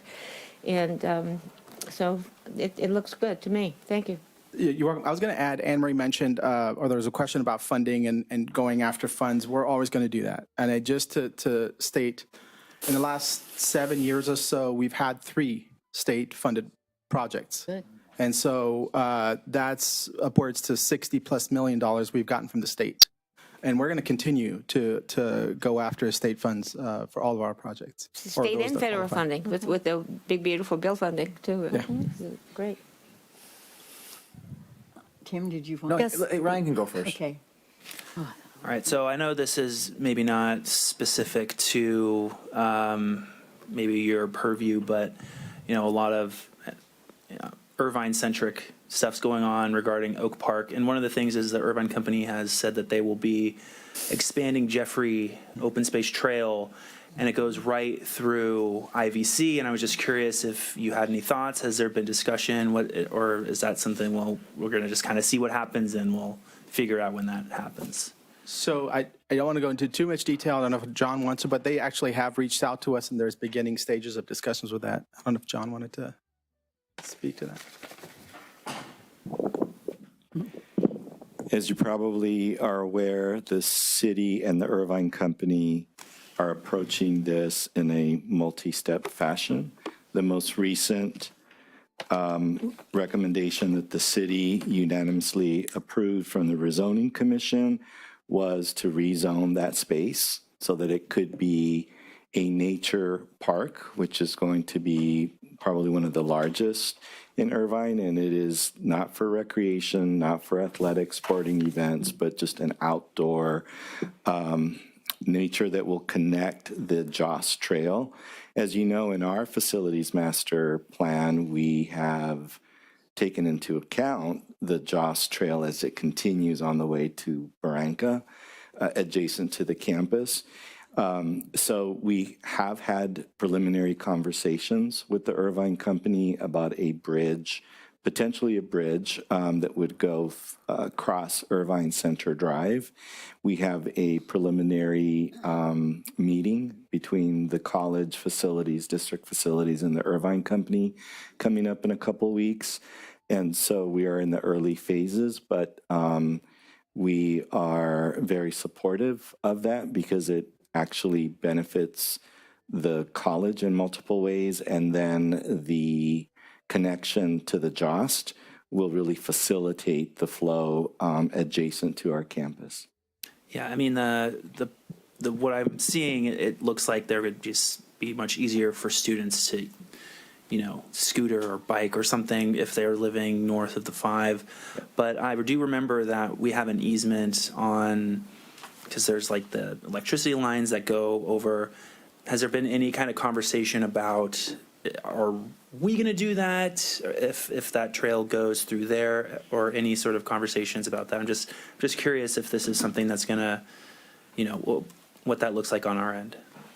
Well, I think it's too premature at this point. I think the idea is to enter the initial exploratory phase, and then we know that at some point before we move forward, we're going to want to bring it to the board to get support and, more importantly, to inform you of what the planning looks like. My early indications are that a bridge that would connect across Irvine Center Drive to a portion of IVC would not be impacted by the easement of the electrical wires and Southern California Edison limitations. And we also know that the Irvine Company would, in essence, at least from initial conversations, would underwrite the expenses to that. So it aligns, I believe, well with our facilities master plan and what we had hoped to do in order to allow the Joss Trail to also be an entry point to the campus. Yeah, thank you. And then if I might just add to that, what John was saying, we are looking at, would they need an easement from the district to put the bridge, on any of the district properties? So that is something that we're looking at. If so, kind of working through and with them on who's going to be responsible for maintaining it and all those things. So it really is in its infancy, but it is something that they have come forward to us, and we are actively working with them to try to see how we can come together and make the project successful. Awesome, thank you. Any others? Yeah, so, Manning, you had mentioned our good friends at the investor-owned utility. I know we have lots of EV infrastructure projects. How is our relationship with them? Right now, really good. We meet with them once a month because of the amount of projects we have. And honestly, for us in the beginning, there was just a learning curve that we had to go through, and them saying, "Whoa, you have a lot of things going on here," and it's. I think we need to start meeting more often. So the relationship has been pretty good now. We have. As you know, the IOUs have, you're not just talking to one person in the department, you're talking about to 8 people that you have to talk directly to like this. And so, but we all sit in the room, Zoom call, and go through our projects. The biggest thing right now, they bought into all of our projects. It's just that there could be a Rule 21 or something, a change that comes up. They always put a caveat there that may impact something that we might have to do in future solar phase 3 or 4 project. But the relationship is really good right now. Thanks. Right. Any other comments or questions? Trustee Rydell? Yes, I have a question in regards to the batteries. About how many batteries are we planning to store? So it's only about, I say only because they're a large one, about 4 megawatts. And so that's, from the larger ones that we've seen before, that's considered a semi-small size. Thank you. Mm-hmm. Excuse me. Any other questions? No? Okay, I'll entertain a motion. So moved. Second. Moved by Clerk Prendergast and seconded by our student trustee. Oh, Jamal? Yeah, sorry, hard hearing. All right, Trustee Jamal and our student trustee. Let's vote.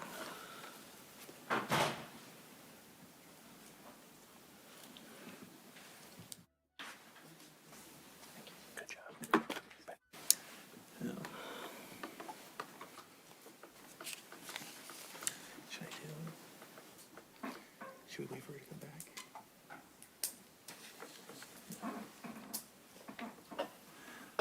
All right.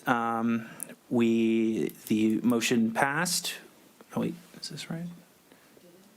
No. No. So what I'm seeing on my screen here is 8.1, but we just did 8.2. Motion carries, right? But it said 8.1. Oh. You're right. There was an error, I'm just resetting. Okay. Because 8.2 wouldn't have comments, but.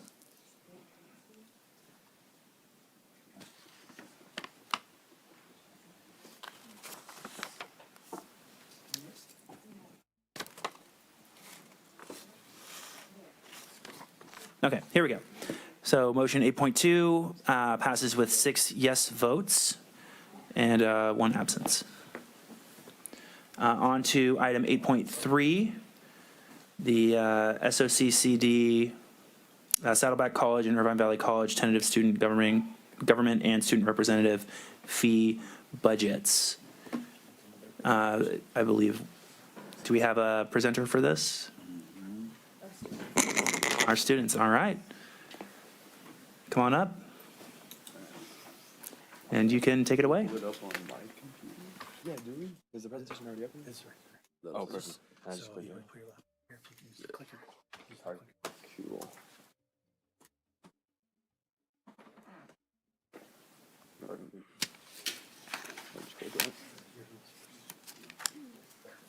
All right, cool. Can you guys hear me? Does this work? Yeah. Perfect. Hello, my wonderful board. Obviously, you guys know. My name is Noah Aguilar. I'm the ASG president for this academic year, and this is my wonderful budget director, Mr. William Rule. Nice to meet you guys. My name is William Rule. As Noah said, I am this year's budget director, and it's a pleasure to be here. I really appreciate you guys having me here.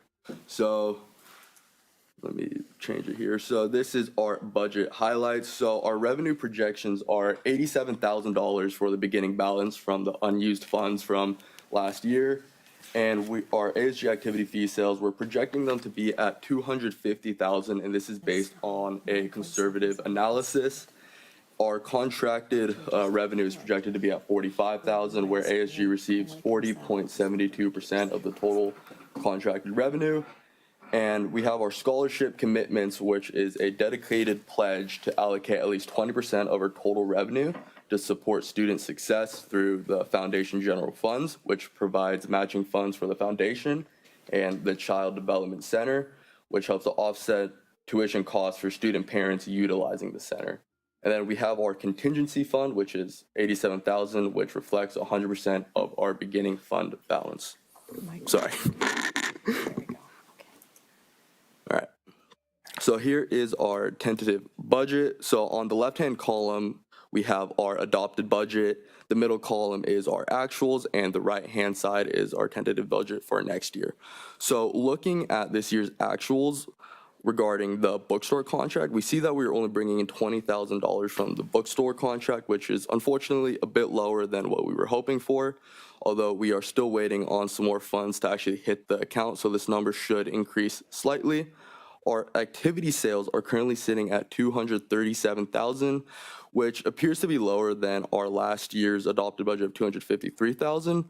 But comparing this to last year we only brought in $176,000 from a projected $220,000. So we are in fact on an upward trajectory, bringing in $61,000 more than last year.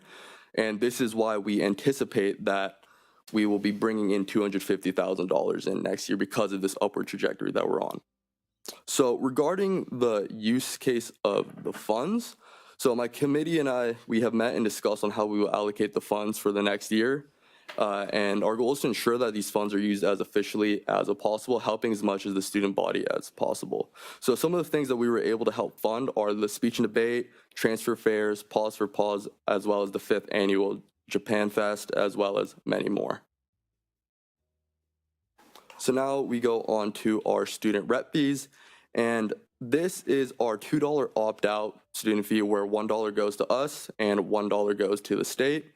So looking at the actuals for this year, we have brought in $44,000 in the student rep fee, hence why we're projecting a conservative analysis of $50,000 for the next year. Now, when looking at the use of funds, it is a bit higher than last year as we took more students to DC this year, so we spent more money on travel. And we have purchased more one-time expense items that we won't actually need to purchase again for next year. You know, simple one-time expenses such as banners and tablecloths. So our next year's beginning balance is $15,000 less than last year because of this increase in spending. Now, regarding next year, we plan to use these funds for travel once again, publicity for student government, as well as voter engagement activities for the upcoming election. Because of this year's increased spending, we will ensure that we will be more conservative with the budget for this upcoming fiscal year. Alrighty, and then for the final part of our presentation, just going over some of the highlights from last academic year, starting with our traveling to the ASAC conference in Washington, D.C. It was a wonderful opportunity for myself and 10 other student delegates to kind of go and advocate for student needs on the federal level.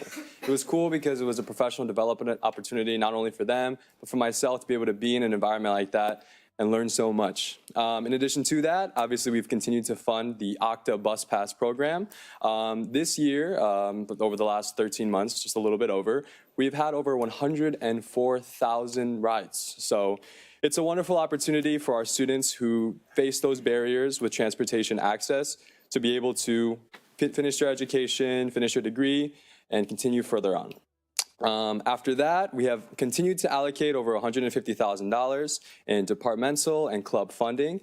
We successfully bolstered our inter-club council funding by about 25%. So it's been a cool opportunity for student clubs like the Mountaineering Club to go on 2 trips this year, and it's essentially doubled our club engagement. Following that, we've increased our events. One of the biggest things that I'm most proud of our entire group of what we've accomplished is our first car meet at Saddleback College. So it was a cool opportunity for us to collaborate with the ATEP program. So it was fun not only for them, but also for us, and it helped bolster our student life and engagement. And then lastly, increased advising. So we have taken on 2 new advisors. Our wonderful Madison is here in the audience with us today, and Daniel, he wasn't able to make it, but it's been a wonderful opportunity to have them there to help professionally develop our team and the wonderful people that we plan on bringing on next year. That concludes our presentation. Thank you guys so much. We appreciate everything you guys do.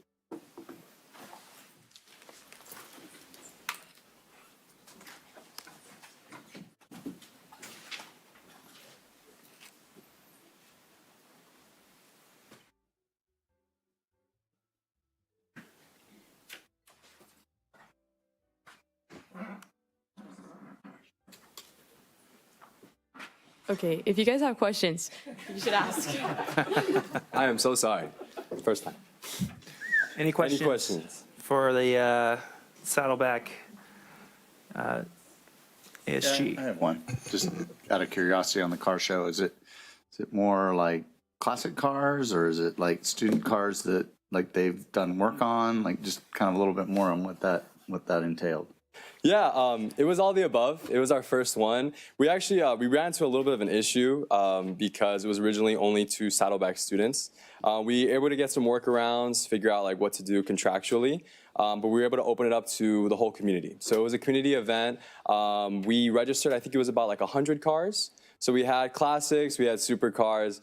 It was so cool. It was generally so fun. We offered like free boba and everything, and the students there, they were so happy to see it. And I remember when I was campaigning, that was one of the biggest things that people really wanted to see, especially, this area particularly, very big on car culture. So it was cool to see that at our campus and see so many students come together. A lot of Subies and pocket rockets and all that stuff. Nice. All of the above. Nice. Yeah, Marcia? Yeah, I commend you because I think maybe you should go into accounting. You did such a great job with the budget. Get great jobs, but it was excellent. But I also think it's really wonderful that you raise money for scholarships for our students and also put on you support all these student clubs and put on these activities for students. And these are commuter students, and it really, when students get involved in either student government or join student clubs or come onto campus for activities, it really aids in retention and helps them really want to finish their college career. So it's really important what you're doing. So thank you. Thank you. Any other questions? Well done, gentlemen. Thank you. Thank you. You always represent yourselves well. All right, now our IVC students. And then the next slide should be ours. Is that me? Okay, awesome. All right. Yeah, okay, awesome. So as you all know, I'm serving as the ASIVC president for this academic year. I'm going to let my vice president of budget and finance introduce himself. Hi, everyone. My name is Uthgar Shamnani, and I serve as the Vice President of Budget and Finance for ASIVC this year. It's great to be here with all of you guys. So to start our presentation, let's look at some highlights. We have $127,000 in our beginning balance from unused funds from this academic year, and that will be rolling over to next academic year. We have projected around $260,000 in ASIVC access sales, $100,000 projected for revenue from bookstore sales commissions. ASIVC receives 100% of the sales commissions revenue.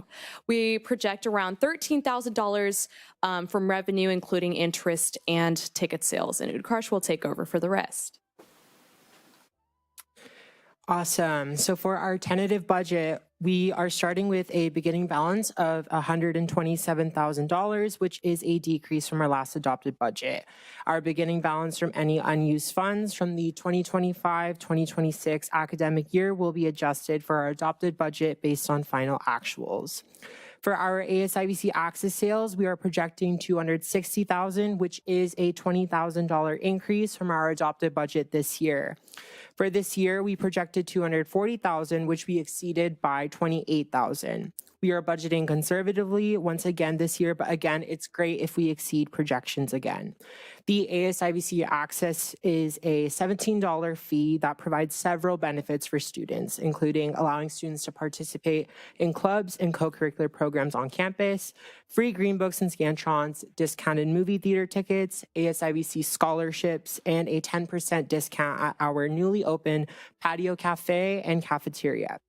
So our ASIVC access sales have exceeded projections in alignment with IVC's growth in student headcount, and our sales for the 2026-2027 academic year are expected to remain consistent with current year actuals. For our bookstore commissions, we are projecting $100,000, which is a $20,000 increase from our $80,000 adopted budget this year. In addition, our bookstore vendor reports are as of November 2025, leading to roughly $53,000 from the fall. So we are actually well on track to exceed our projected budgeted sales commission. Rounding us out is any other revenue we receive, which is $13,000, which is a decrease from our last adopted budget.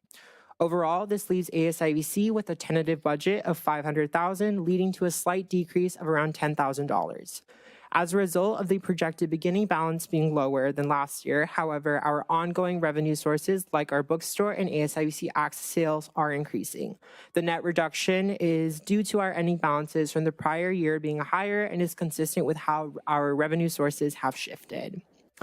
Moving on over to our use of funds, we had to decrease some items to match our slight decrease in our overall budget. One of the key points I want to highlight is that for our ASIVC events and programs funding use is that in past years, ASIVC has fully funded our commencement celebration, but this year the college is taking on the cost with ASIVC only partially funding the event. Additionally, our club program support has decreased by $16,500.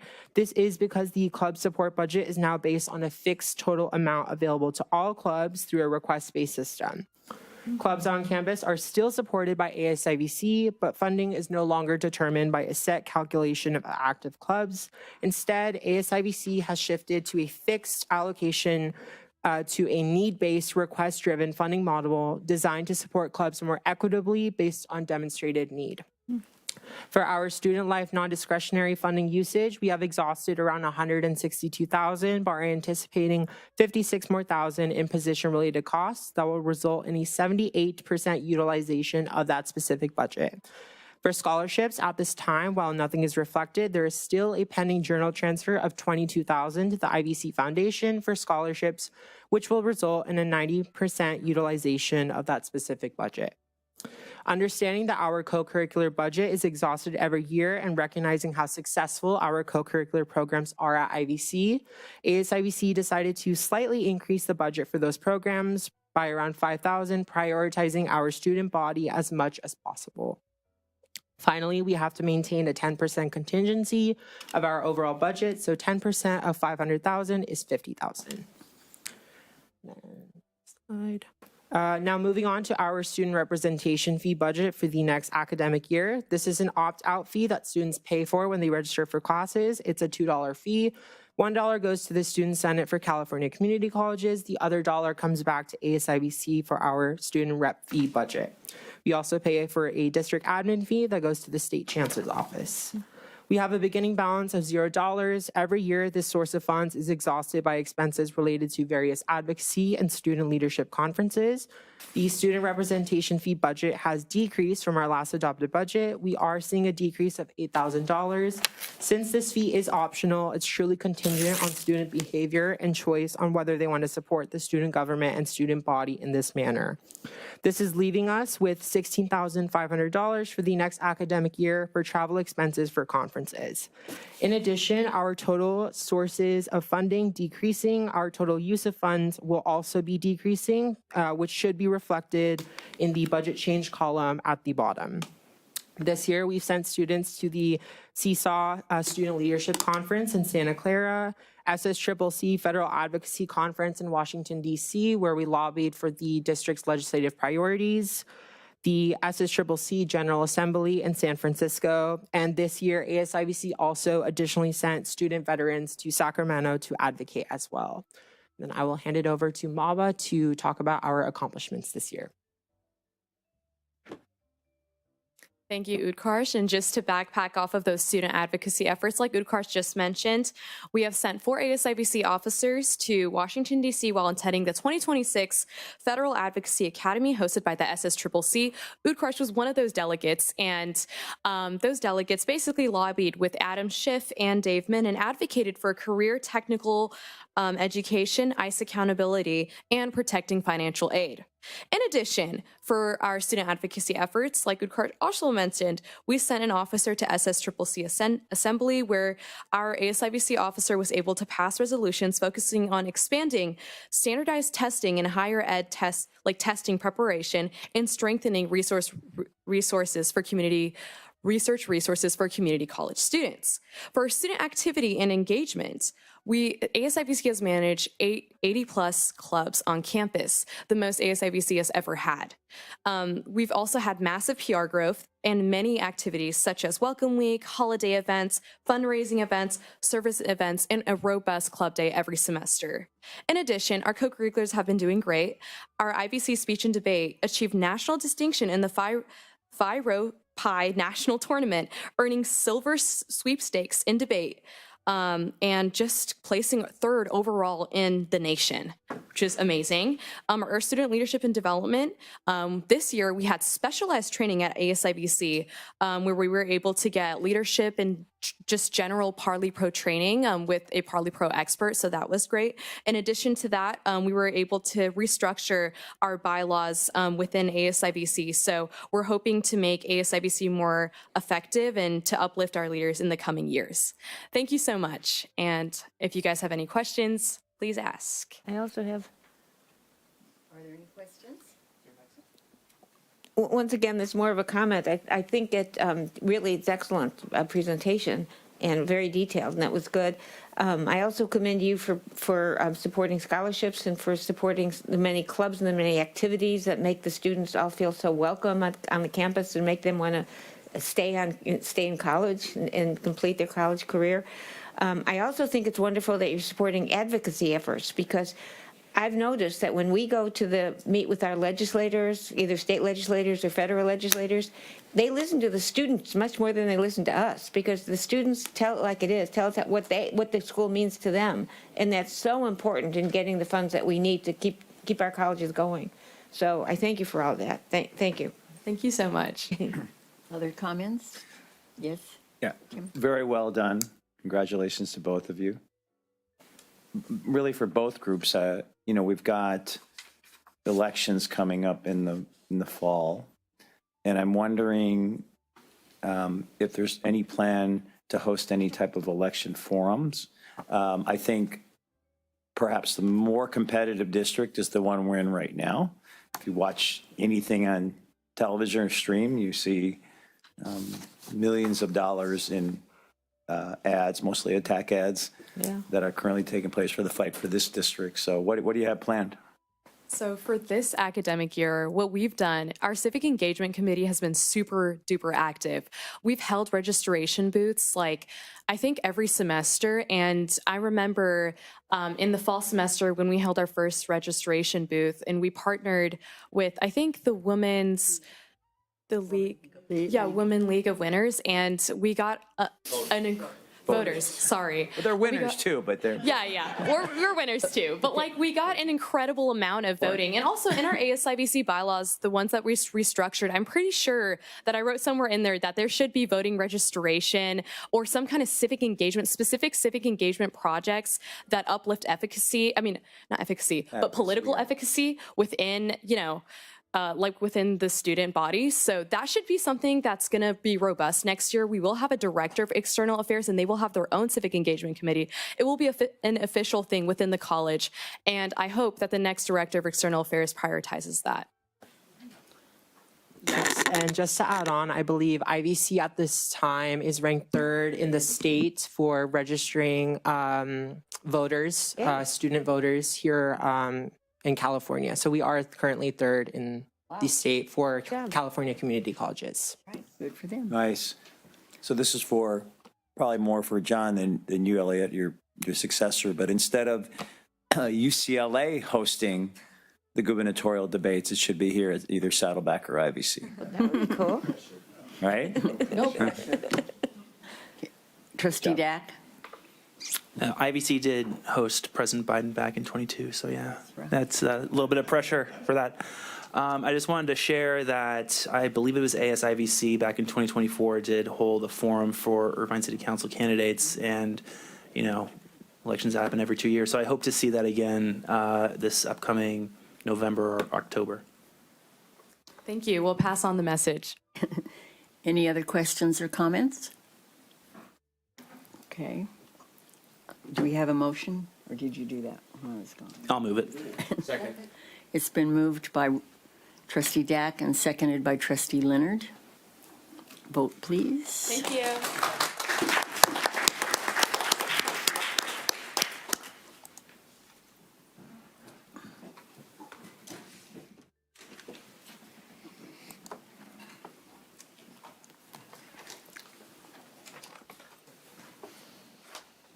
She's very impressive. They all are, actually. Yeah, I can see. Well, they both. The motion carries on a 7-0 vote with student trustee voting yes as well. Okay. So we are now to the consent calendar. Are there any items that you wish to pull? Trustee Bartlett? Item 9.7. Okay. Any others? There's the balance of the consent calendar. Second. Okay. Trustee Prendergast has moved and Trustee Jamal seconded. Let's vote on the balance.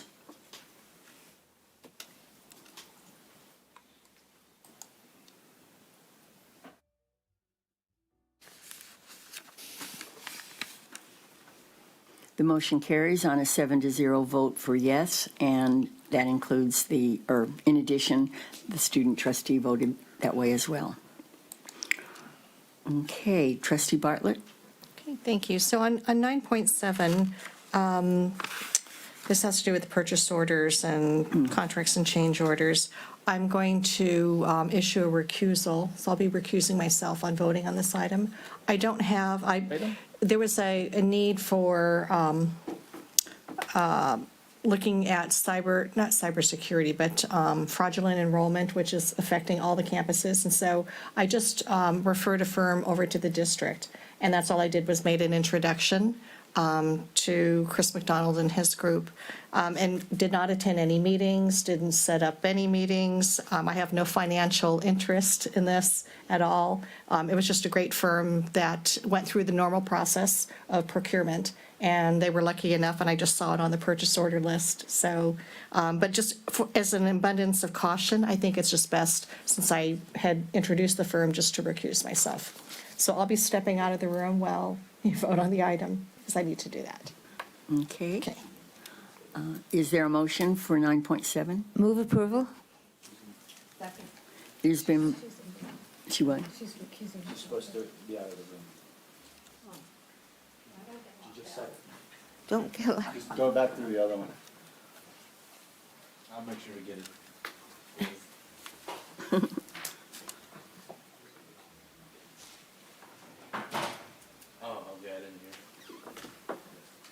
Okay. Just out of curiosity, do we know the name of the firm?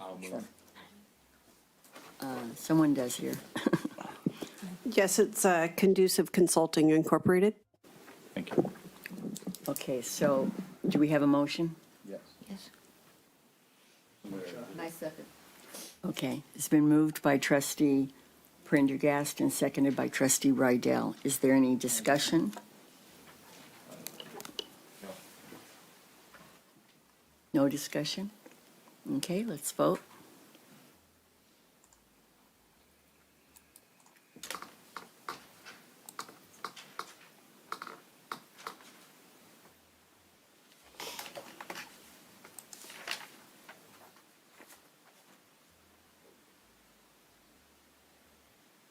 The motion carries 6 votes yes, and also the student trustee voting yes. Okay, that takes care of consent calendar. Oh, you want to let it back in?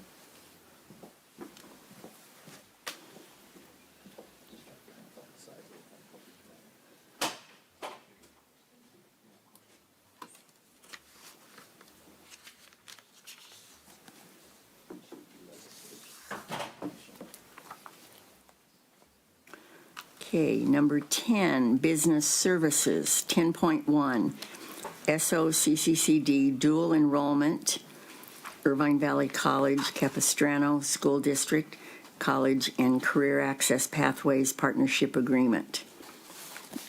Do we have a motion? So moved. Second. It's been moved by Trustee Dack and seconded by, which one? Tim. By Trustee Jamal. I have a question. Mm-hmm. Okay, okay. I was just wondering, why is IVC and not Saddleback presenting the biology class to the Capel Unified students? It seems like it's in the Saddleback area of influence. It is. Thank you for noticing that. We do, out of respect for one another, not offer dual enrollment classes in each other's service area, except where there is a unique need presented by a district that the college in that service area cannot fulfill. In this case, the CCAP agreement is for a specific biology course that involves work experience in biotechnology, among other things. Okay, and they're good at that. They're both good at that. Okay, thank you. Good question. She goes Trustee first. She Jamal? had a question up. Didn't you? Did you have your hand up? No. Trustee. No, I just want to say that I don't know if she's watching, but I'm really well. First of all, I'm glad to see this agreement move forward with Capistrano Unified. I noticed it was signed by one of my old friends, good friends, Dr. Meg Gervais. So very happy to see. If you're watching, glad to see this. I didn't know she was involved with this, so very happy to see this move forward. I think you're the other signatory, right, Anne Marie? Yes. Okay. Good job. Any other comments or questions?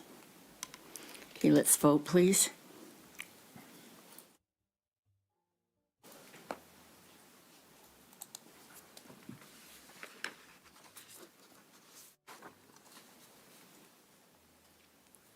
Okay, the motion carries with a 7-0 vote, plus the student trustee voting yes.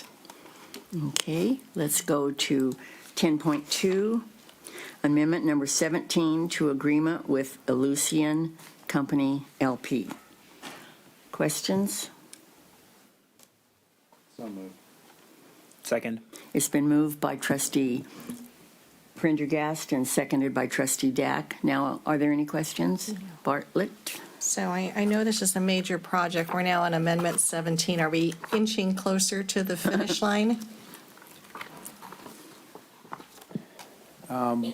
Yes, we're inching closer to the finish line, but we realistically have another year, 18 months.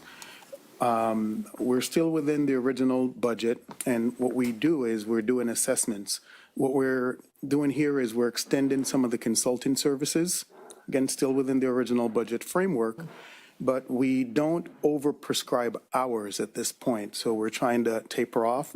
But as the colleges and district services need more or additional help and resources, we're incrementally, adding those services. Right, okay. Well, I'm glad we're getting closer to perhaps finishing. All right, thank you. Are there any other questions or comments? No. Okay, vote please.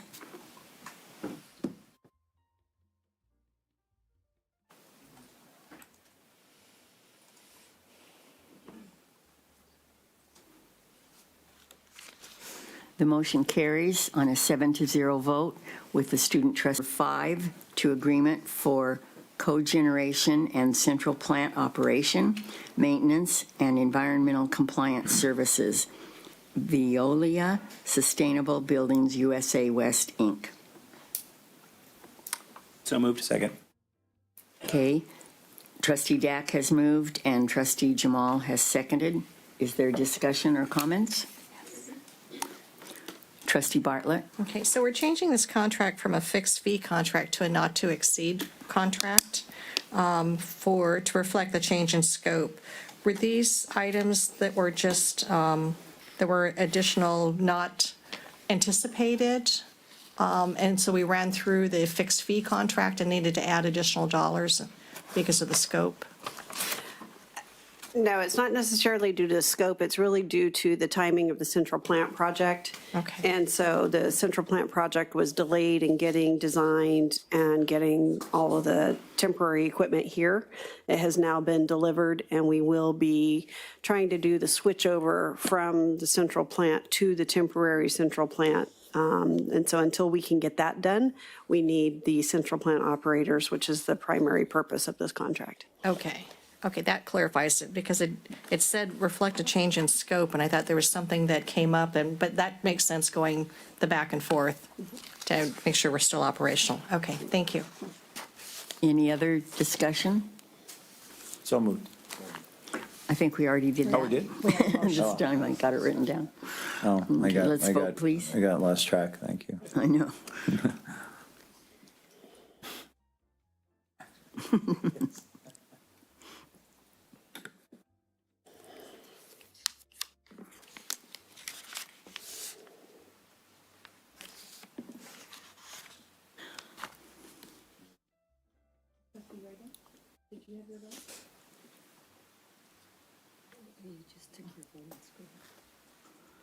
Well, because I had already done it. Okay.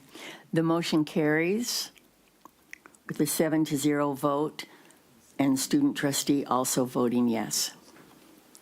Okay, 10.4, Irvine Valley College Arts Promenade and Coffee Structure Project, change order number 3, Archico, something, design building. Move the item. Second. It's been moved by trustee Bartlett and seconded by trustee Dack. Is there any discussion? Okay, let's vote.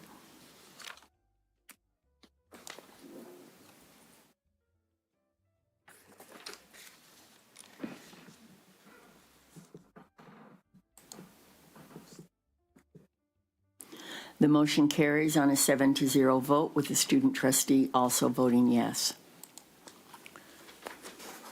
10.5, Saddleback College license to use agreement with Capistrano Unified School District, South County Virtual Academy. So moved. Second. It's been moved by trustee Leonard and seconded by trustee Dack. Any discussion? Just, Yes? you have to look at the item closer. Has a virtual academy using physical facilities? Yes. Okay. So they bring students in, they bring them in for an outreach day. They want to graduate students. They want to give them some real physical experiences in addition to their virtual education. I see. That explains it. Thank you.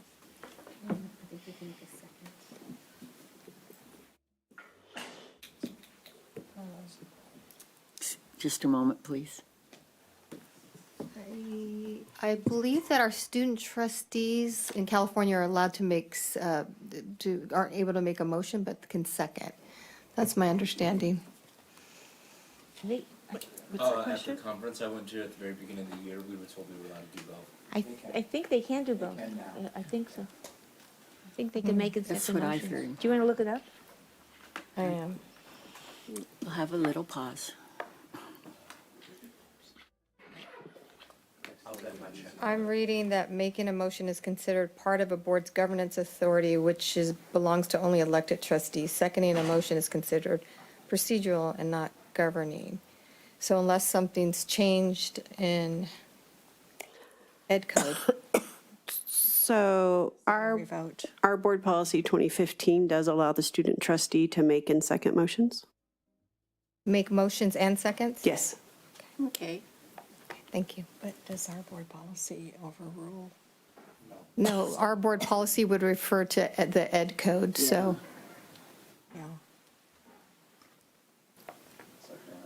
Okay, I just wanted to.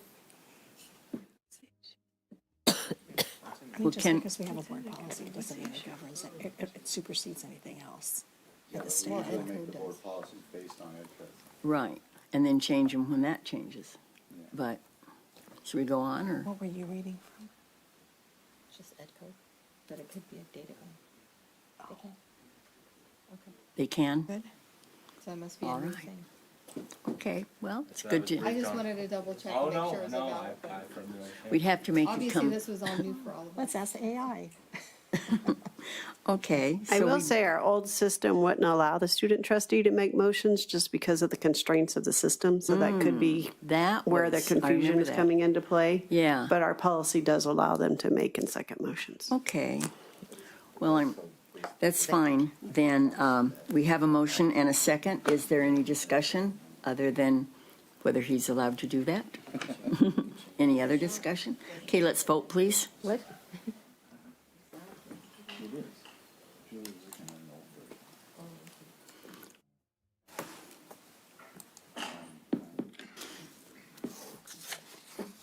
The motion carries.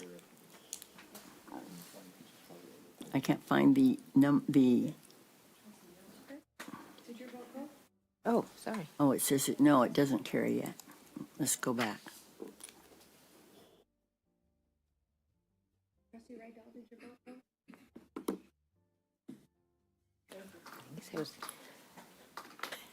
show voting, it says.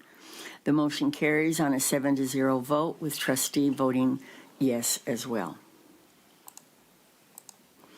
Okay, we are now to number 11, Human Resources. Dr. Viscachill, do you have comments to start off with? Or No changes, thank you. no changes. 11.1, Academic Employees and Management Personnel Actions, Ratifications, Regular Items. So moved. Second. Been moved by trustee Jamal and seconded by trustee Bartlett. Is there any discussion? Yeah, I want to thank Vice Chancellor Viscachill for answering all my many, many questions on this. There are many new faculty members on there, and I was assured that they are the best and the brightest, because I was concerned to ensure that they were, but I'm sure that they were with the many committees. I want to thank all the people that work on the committees, choosing the faculty and making sure that we get the best faculty we can for our students. That's the most important thing we can do. I also want to mention that there's 2 retirements of people that retired more than 10 years. One is Georgiana Guy. She's a counselor at DSPS. And the other one, she's worked for 18 years and 3 months. And then John Jeremiah, Dean of Economic and Workforce Advancement at Saddleback College. I was surprised he's retiring because I think he's doing a great job. But just want to thank them for all the hard work they do for our district. Thanks. Okay. Any other discussion? Okay, let's vote on 11.1.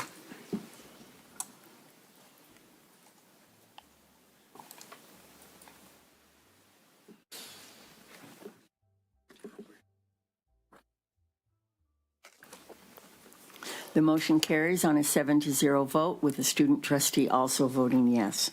11.2, classified personnel action ratification. Point of order, Yes? Madam President.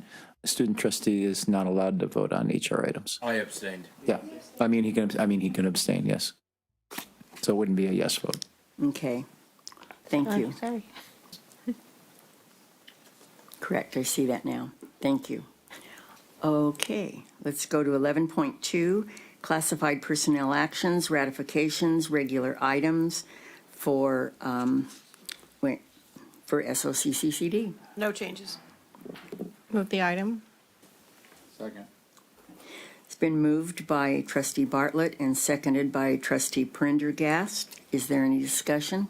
I just have to mention 6 classified employees that are retiring. And as our state classified employee of the year said, many of these are very long-time employees, and I consider them as friends. Like Kavir Akhtar, consider her a friend. She's an administrative assistant in humanities and social science, worked 32 years and 1 month.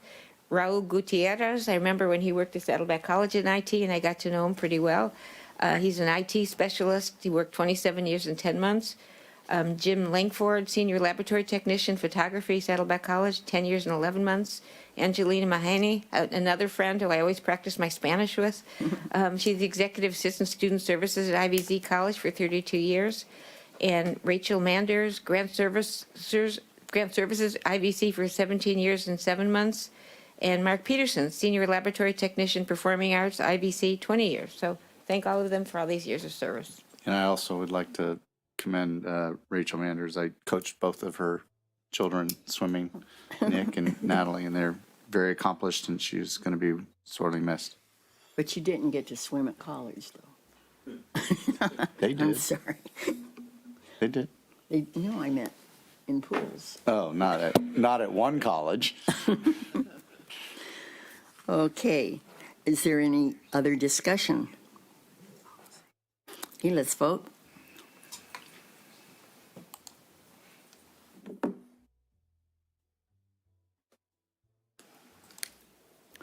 The motion carries on a 7-0 vote with student trustee abstaining.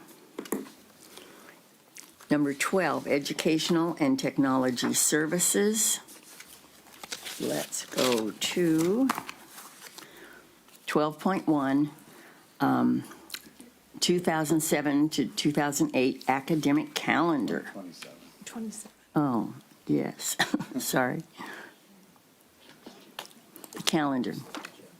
I know, so you missed that other person. I've said that before. I know. So any, even though he isn't here, any comments Questions, concerns about the calendar? Move the item. Second. It's been moved by trustee Bartlett, seconded by trustee Dack. Is there any other comments? Okay, let's vote.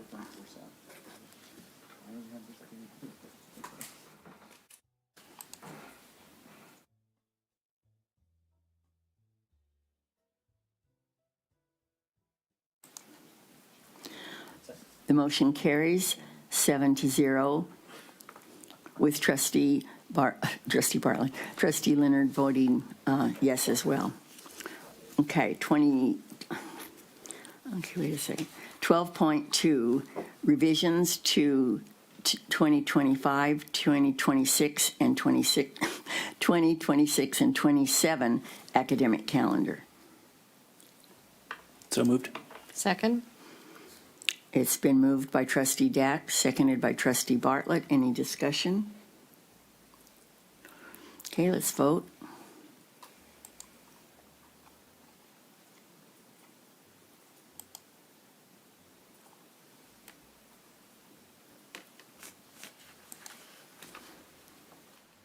The motion carries on a 7-0 vote, with student trustee also voting yes.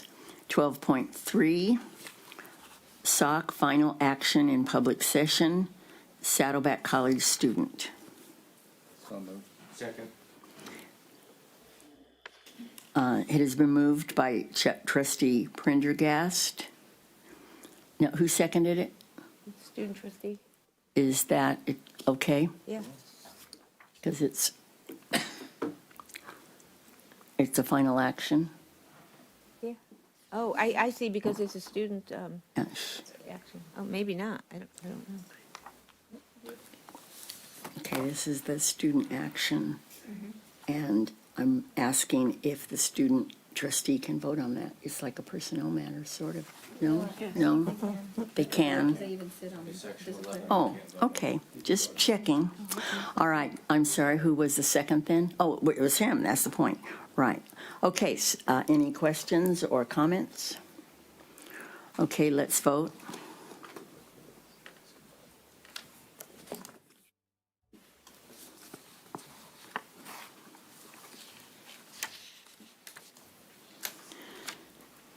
The motion carries 7-0 with student trustee voting yes as well. Okay, that brings us to 13, which is information items. Wait a second. Oh, I've got it. Just a minute. Sorry. No, I don't.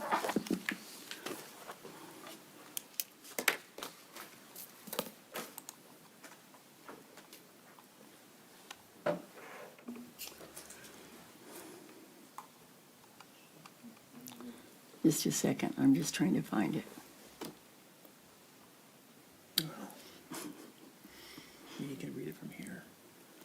Well, I don't think it's in the right place either. No, this is right. Okay. 13.1. But this doesn't move It will when you read it. from there.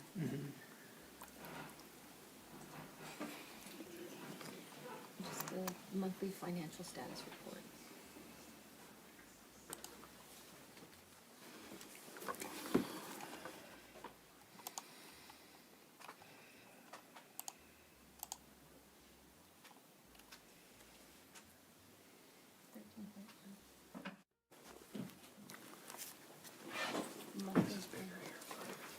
Yeah, that's the problem. Just the monthly financial status report. Okay, 13.1, the monthly, can you hear me? The monthly status report. Mr. Vice, why don't you read it since you've got it in a better. All right, so item 13.1, information item, monthly financial status report. Item 13.2, Saddleback College and Irvine Valley College speakers. And then moving on to item 14, our written and oral reports from administration, Let's start with Chancellor Juliana Barnes. All right, congratulations once again to all of the outstanding employees of the year, and particularly to Desiree for winning that big, gigantic statewide award. So I know you're going to be honored at the Board of Governors in May, so looking forward to that.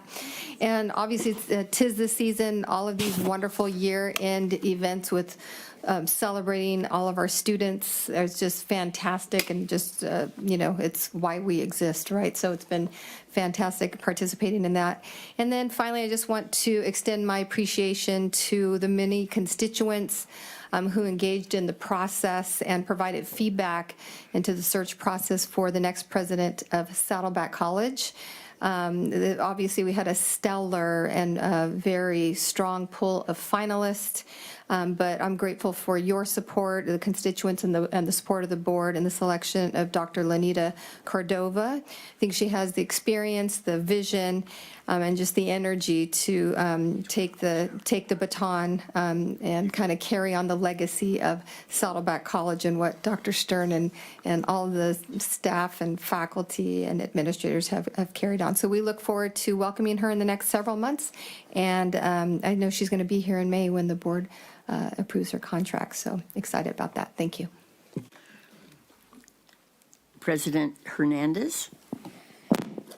Thank you, Board President Inman.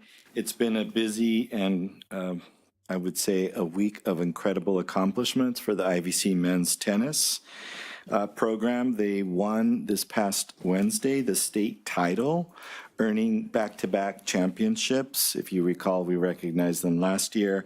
And this is actually the college's fifth, all under Coach Ross Duncan. Other accomplishments included student Philip Newman won the singles state champion. Students Bradley Young and Nevin McCann won the doubles state championship. Student Jonathan Hinkle was named the Arthur Ashe Leadership and Sportsmanship Award.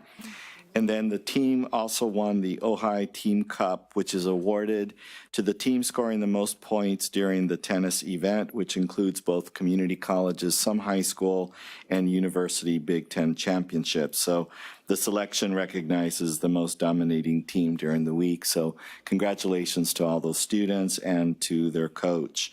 Also on the athletic side, Coach Sammy Logan won the first ever Women's College Flag Football Conference Championship in California history.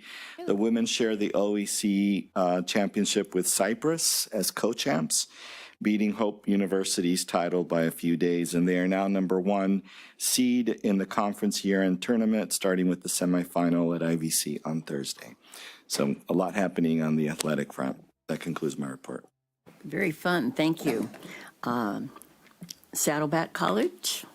There is a lot happening indeed. We hope to see some of you tomorrow at our employee recognition celebration, including 16 new tenured faculty being honored, the Employees of the Year, as well as pins for award of service. And just a reminder, it is just 24 days to commencement, and we have a lot of activities going on between now and then. So I look forward to seeing many of you as things heat up and we celebrate the season. I want to speak for a minute about the Facilities Master Plan and the money that you invest in high-end design and materials and equipment and architecture for our students. When I moved to Seattle in the mid-90s, there was a recent bond, what we call in Seattle a millage, that had passed to build some new schools. And it was very costly. It was a couple $2 billion. And one of the high schools that was being built in the system for replacement of an old high school was being done with very elaborate materials. At the time, it had a granite countertop in the reception area. Remember when granite was the big thing to put in your kitchens when you wanted a high-end design material. And many people criticized it, and it was like the cover of the paper, like, granite, do we need granite? And the superintendent defended it and said that, form drives motivation and inspiration, and our students feel valued when they're put in an environment that values them, and that ultimately drives performance. And if you need proof of that the investment pays off, remember that we just replaced our softball field last year. And our softball team up until then had been scrappy, but not exactly a state contender. And this year they've already won the Orange Empire Conference in the first year in their new home. So there is a connection and there is some evidence. I also want to thank our relatively new coach, Kristen Fisher, for that win. She's done a great job. So we're very excited about that. And please know that your investments pay off in valuing our students and helping them perform the way they should and the way they deserve to. So thank you very much. Thank you. Dr. Chris McDonald? No report. Dr. Cindy Biscaccio? Yeah, just congratulations to the Bobcats softball team. The last time they won an OEC championship in softball, I was a sophomore in high school. She's not only a brand new coach, I got to meet her last semester, and she's a super impressive human. So congratulations to Kristen Fisher. That was 38 years ago, if you want to do that. That was not nice.